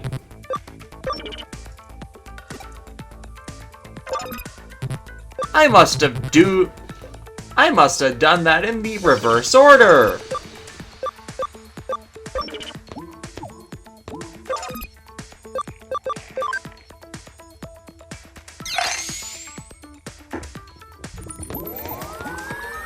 And did that let it go?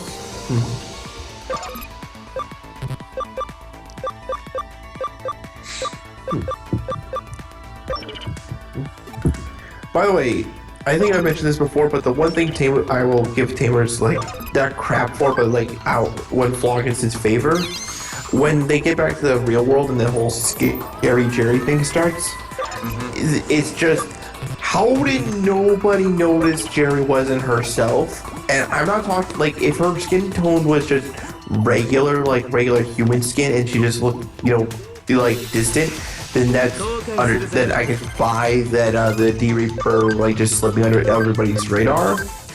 But her skin was clearly not looking well, and yet everybody thought she looked fine. She was only slightly off-tone, dude. To me, it looked, I don't know. I just kind of, it's sort of like my trigger, like how when characters can't tell when another person's when something's clearly wrong with them, when, I don't know. Well, they knew something was wrong with her. They thought it was sorrow over losing Leomon, but I get what you mean. That can only go for so long. Right. Like, how long does it take before you go, you know what, I don't think it is, I think there's something more wrong with you, and I don't think it's just you being sad. You're possessed by something, aren't you? Or, even if you didn't know what exactly was wrong, like, at some point somebody had to have gone, yeah, there's something more to this, isn't there? Yeah. There we go. Passcode's unlocked, and now that thing's unlocked, now I need to get the fucking passcode open. Well, it looks like we got another person in the chat, like another person watching, because it's some kind of locked data. Yes, we know it's locked data. Well, crack. That doesn't do anything. Oh wait, it looks like we have 8 people watching. No. The Leomon death had a large factor. That's what I was saying. Stealth hide. Do I make myself invisible? Is that how I get this thing open? How the fuck do I get this thing open? John Cena it? Why would I want to John Cena it?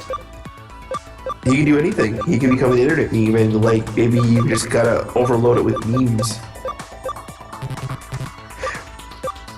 No, you cannot have cheeseburger. Why can I not use this?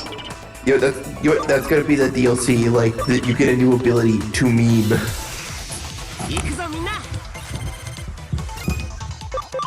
I swear, if I need to come back to this thing, it's actually something really fucking important, I'm going to be so pissed. That better just be some bug data. Well, have you tried looking it up? Actually, you're right, I could do that since I have the guide in part open. I mean, like, I don't think anybody, like, since we're not doing a very serious walkthrough here, I don't think any of us are gonna be upset that you, Well, that's the thing, the guide that's on GameFAQs is pretty freaking extensive. Yeah. If you want, of course, it's entirely up to you.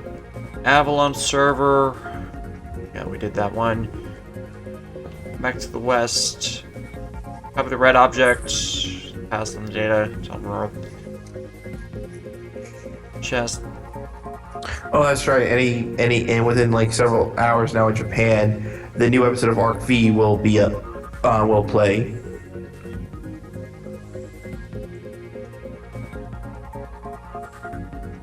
Okay, head north for you. I'm reading the thing.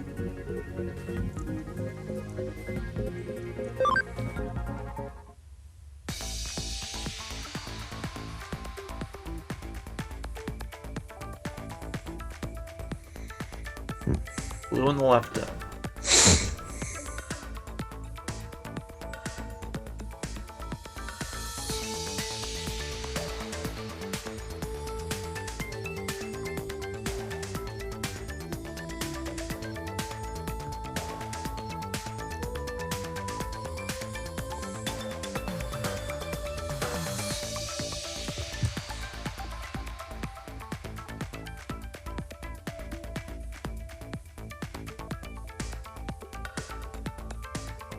Everyone you see in the chat is saying you can't open it as you already finished what it needed you to do. But I tried opening it when I didn't do anything, it wouldn't let me open it. Yeah. I wish we had like a good artist in the chat and who could just sketch this out. Like I'm imagining like your character. Yeah, so it didn't let me open it before I did anything. Didn't let me do any open it when I was doing things, and won't let me open it now that I've done things. So why was it here?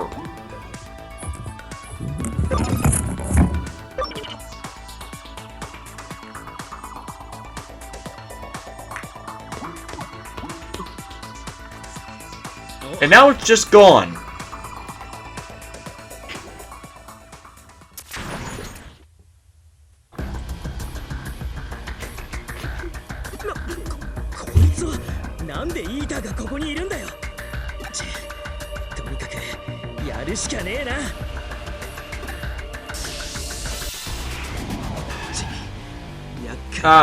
Hello, baby Cthulhu.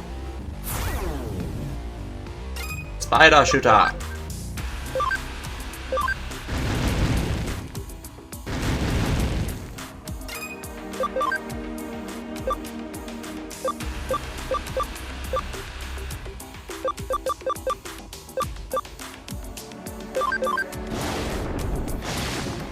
Desperado Blaster!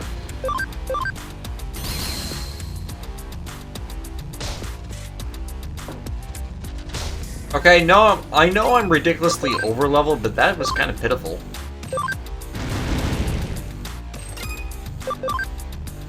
Cross attack!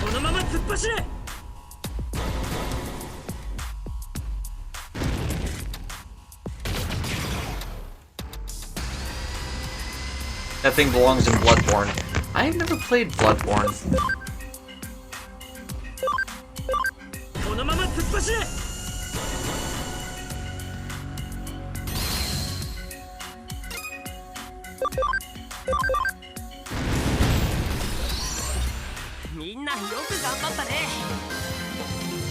Yay! Near across-the-board level up, and Pyldremon's getting put back in the cage. In the tool shed. Cage. Tool shed. Whatever. Ooh, I think Black Ganamon's ready for a level up. Nope, still there.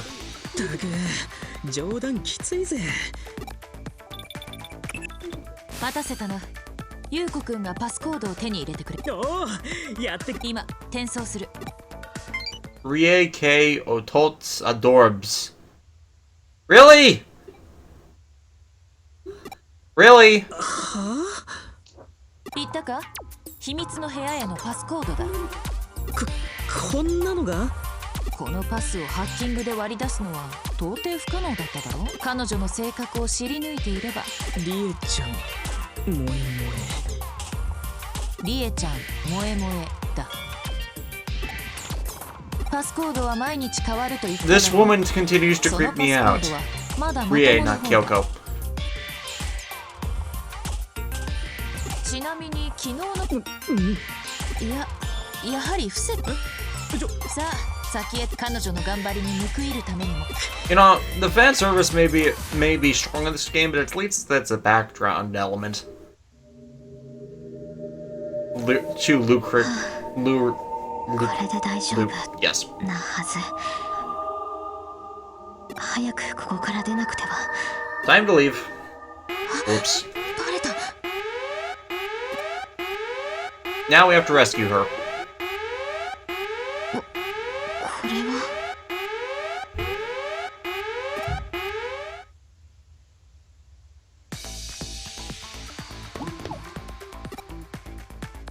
I hate you.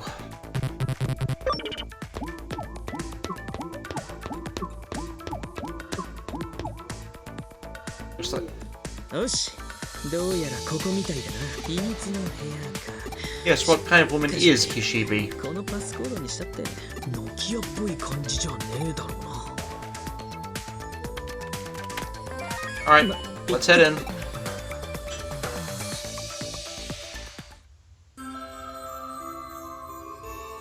Did we just jump into Chateau LeBlanc? マジかよ。ここが上城のトップシークレットエリアだなんて。とにかく早くお目当てのデータを見つけねえとな。オタクは向こうを調べてくれ。 Yes, let's find that data before... Is she just the digital entity that's figured out how to do bio-emerge or something? And that's a underwear drawer, I'm betting. お、何か That 見つけたか？ trashy old rag. なんだよ。 Oh, what happened while I was パ gone? ンティ？ We just raided a woman's underwear drawer. Oh, Davis, you. I leave for for a few minutes, and then you go off and do that. This is not what we mean by private detective.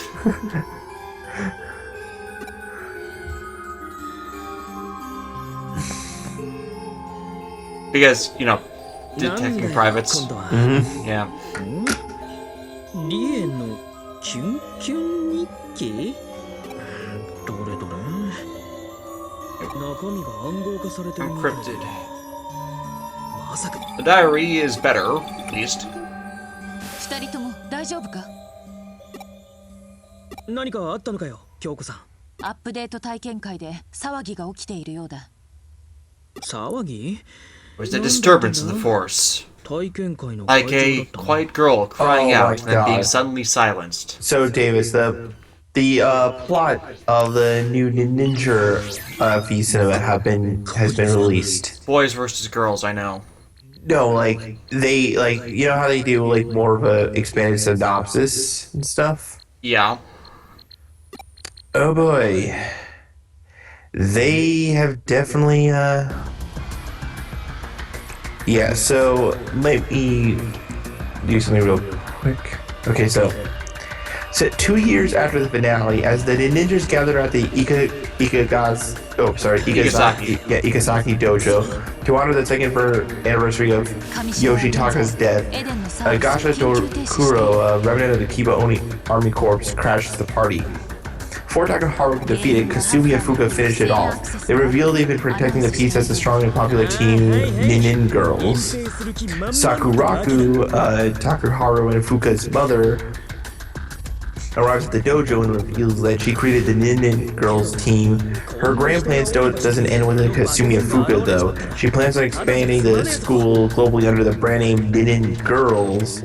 Opposing this decision, basically it goes on to say that, like, He's a sexist asshole. well, like, basically it says, she says, Sakura, let me finish it. So, Takaharu, Yakumo, Nagi, and Kinji form their own team, the Nin Boys, and challenge the girls to a duel. Sakuraku accepts the challenge, planning on using it to further promote the Nin girls, and introduces the latest Nin girl, Luna Koko Noe, aka Mito Ninja, to help even the odds. Samuji joins the Nin girls team, making it an even 4 versus 4 duel. Meanwhile, I can't pronounce this. Arake no Kata and Kiboni Mangetsu have both revived. They attempt to divide the ninjas even further as the girls versus boys duel progresses. Can the ninjas work together to protect the world's peace again? That sounded incredibly sexist. Yes. That was probably the most sexist plot summary I've ever heard from a toy-related production in quite a while. Yes. How the fuck did that get greenlit? You know, having extra girls in the team is supposed to be a good thing, and yet it's just terrible. I mean, mind you, this is the block which goes, younger kids but friendly to everyone, to older kids but friendly to everyone in a big older people's fan base, to girl-focused show. It's like, you know, you kind of come in for all of it in order. So it's like, you know, the special is like inciting this. No, it's supposed to be a boys' show, and the whole stupid fucking demographic thing. You know, I am an adult, and by chance, I ran into a girl that worked at the same place as me for about 6 months, who is also an adult, and she revealed to like Kamen Rider and Sentai, and there is absolutely nothing wrong with that. So why the fuck are all of these,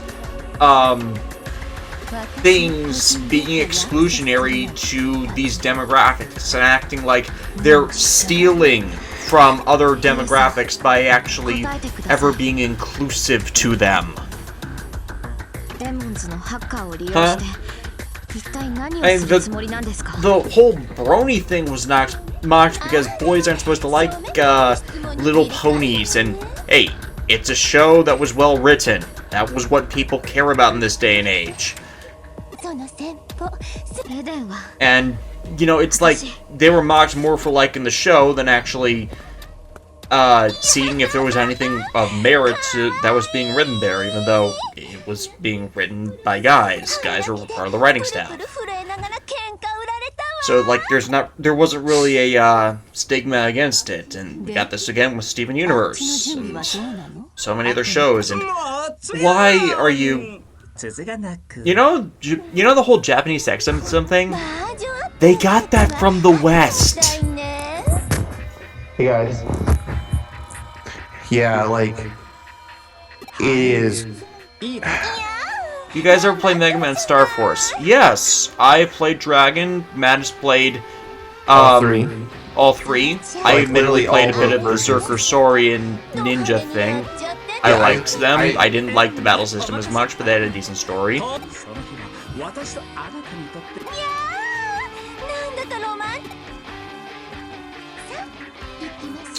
So yeah, they're evil. They are all kinds of evil. Main guys are, yeah. And honestly, this back to the Ninja thing. This is just continuing to showcase them as why they're in the competition for worst Sentai series, honestly. Because it's so fucking juvenile, and Sentai has been above this in the past. It resorts to something that doesn't have to be a...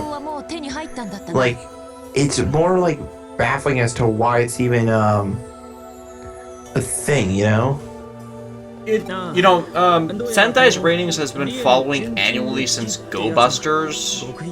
Technically a bit before that, but Gokaiger had at least decent ratings for why it had low ratings because of all the stuff that was going on that year. It was actually, it actually did quite well for, and not... Oh yeah, it also, Gokaiger, it, like, felt like a proper celebration of everything that came before, and promised like a bright future ahead. And while Go Busters didn't perform as well as anybody expected, it was at least going, hey, this is different. At least we can at the very least you can say at least it tried to do something new, right? Kyojin was well written. It had problems. Yeah. Tokyojin, you hated the main cast.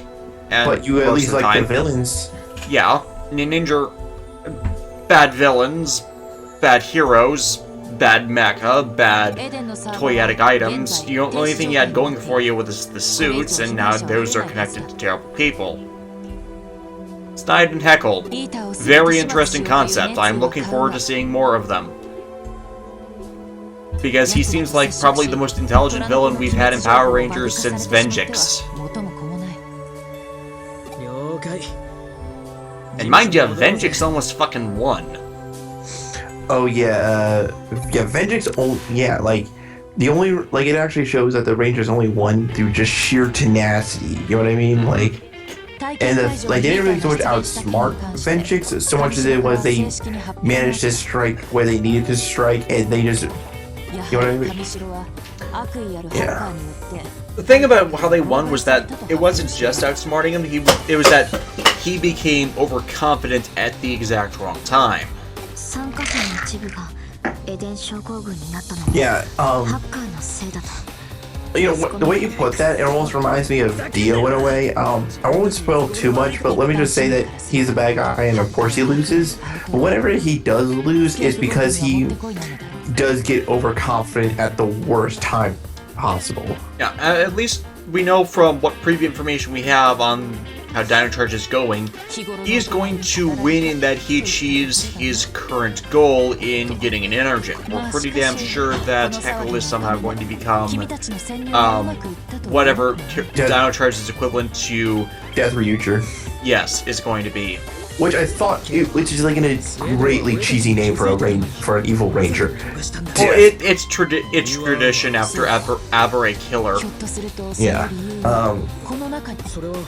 But also his main weapon was a flute boomerang, and which was the allusion to Z-Ranger in that. Yeah.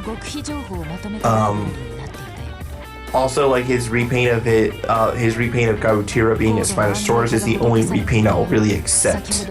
Well, it's not just a repaint; it's also in part a remold. Yeah. But you know what I mean. Yeah, because it had a different helmet, it had a different face, and there was other minor differences in the design that made it a legitimate alternate item instead of just changing the color that they put in the mold.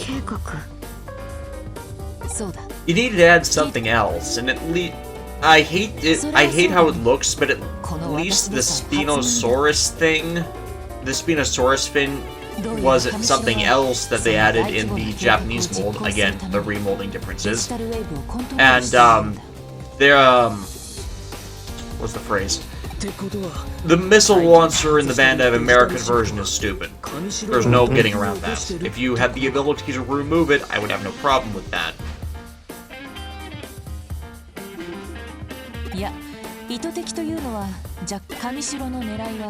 Fucking Paradise Lost. You don't fuse the world with an alternate version. Has no one seen Kamen Rider Decade? What's the Paradise Lost plan? That's a very good question. Fortunately, the document doesn't describe the plan itself at all. Well, let's see. Digital Eden. Eden is paradise. He lost paradise by fusing it with reality.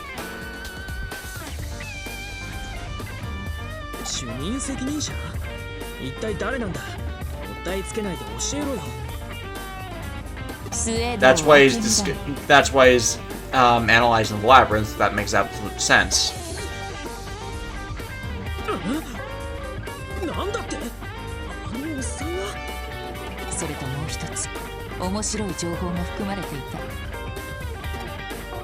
The first victim of Eden Syndrome, it is Yuko's father.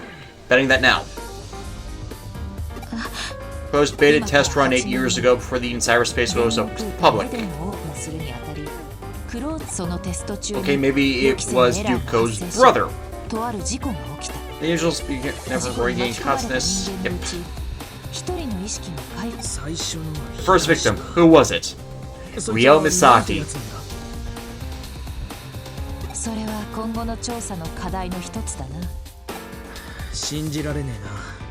8年前からエデン症候群の被害者が出てるってのにずっと。些細なことでや There was another can of That worms which that makes we, big companies so scary. Their refusal to stop for something so trivial.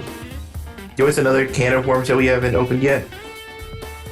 How much bleach fell off the wayside? I honestly think that the problem came 君たちは非常に重要な because of how long the whole Aizen thing went on for. Yeah, the eyes and like it Like, wasn't just, you know, you went straight from trying to rescue Orihime straight to Aizen Super Evolution and, you know, that kind of nonsense. And then it got too involved in the story arc, and that's the same problem as Naruto. You didn't give enough of smaller adventures, aside from the setup stuff, to really invest people, and that's actually another advantage of the anime, in that you have the filler story arcs, but you didn't seed them correctly. You didn't, like, hold off completely on the main story arc stuff with a bunch of intermediate. Okay, that's another thing I should variance from that. You can't do. You need filler story arcs between the bigger events, and if you're going to keep seeding greater and greater events, you need a way to get downtime, and a lot of these stories don't do it. Oh, that's why One Piece is actually the best-selling manga right now, because it has concise story arcs that have their highs and lows and set endpoints. like, and here's the thing about One Piece. I stopped reading it because of how long it was getting, but from what I did remember reading, all the arcs felt like they had a significant impact on the world, and not just the world, but the characters and stuff. Like, arcs weren't just things that happened. You know what I mean? Yeah. Like, and here's the thing: each arc was its own self-contained story. Where I want to know, that's an experiment to run. Could you start from like the beginning of any arc, get the gist of every character, and be invested in them, and by the time the arc ends, you get what I'm saying? Like, yeah, like Bleach, from the beginning, you have this thing where he's pretty much used Yu Yu Hakusho 2.0, being the spirit detective stuff with the Greater Hollow stuff. Then second arc starts. You're needing to save Soul the one who gave the powers from Soul Society, and that leads into the series' big bad, Aizen, clearly, because he's setting up destroying a greater order. And then you beat him, and the series ends with Ichigo losing those powers, and then, you know, that's kind of a finite conclusion. He was the hero they needed in their darkest hour because of stuff they screwed over. Oh, no, wait, it's actually going to be this thing we said was backstory stuff, but is then going to be an actual big thing when it didn't need to be. Like, justify it early on, and then show why this justification was needed in the first place. And, okay, we got this extra thing with the original substitute Shinigami, and that should have been an endpoint, because then, you know, Ichigo has his powers back, he can be the protector the city needs. No, because he got his powers back for this greater threat, which kind of didn't need to be there. Like, here's the thing with Bleach. Every time he lost his powers and they gained him back, it felt like it was making the previous struggle, like, kind of moot. Yeah. I mean, like, here's the thing. Like, for example, if you ever got around to reading, like, watching Hunter x Hunter... Let me just put it this way. Are you going to make Ichigo God? Is that how you're going to end this? Because if not, you're kind of overdoing it on how ridiculously powerful he needs to be the main character. Right, like, there's a right way and a wrong way to scale your characters, and what you've done is create villains that are so ridiculously powerful that, like, you literally have to make Ichigo become a master bullshit power man in order to do anything. Are you going to have him replace God when he dies from the guy trying to overthrow God? Is that how you're going to end this? And if you do, why did this need to be the way you did that? そうですか。どどう迷いは消えました。私も当たり前のことをしてみようと思う。それでは失礼。 It was revealed that Zichigo's Zanbakuto is not his Zanbakuto. Yeah, I know about that. Having Wait, the whole shade of the current big bad in him. That was a retcon that you kind of didn't need. It makes sense when you think about it, but still didn't need it.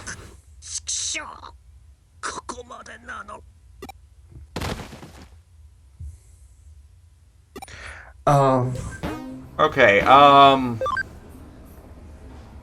let's see. This is right before the beginning of Chapter 10, which is the middle point of the game and the story, and we've been going for almost 4 hours this time, plus the hour off, plus... This has been a good 8 hours we've been focused on this, so I think I'm going to call it a night at this point. Okay. Thanks everybody for coming, again. I hope you guys are still enjoying the game. I might get back to it next week, might not. I've got some stuff I need to focus on, but it's probably going to be our regular Saturday thing for a while now. There won't be a stream in 2 weeks, though, because, MagFest. We will be busy at MagFest, so, we will get back to this game sooner or later. And I'm trying to stream all of the story essential stuff. I'll start doing some of the unnecessary side quest stuff so we can give it more focused on this stuff and, you know, all the leveling and that. And I want to finish this game. I really want to finish this game while I have the time. So, Yep. Thanks everybody for coming again. Thank you, Matt. I liked having you join in on all these, but no offense, but I really need some other guests. Oh, no, you're fine. You're fine. If you ever, I just happen to be around.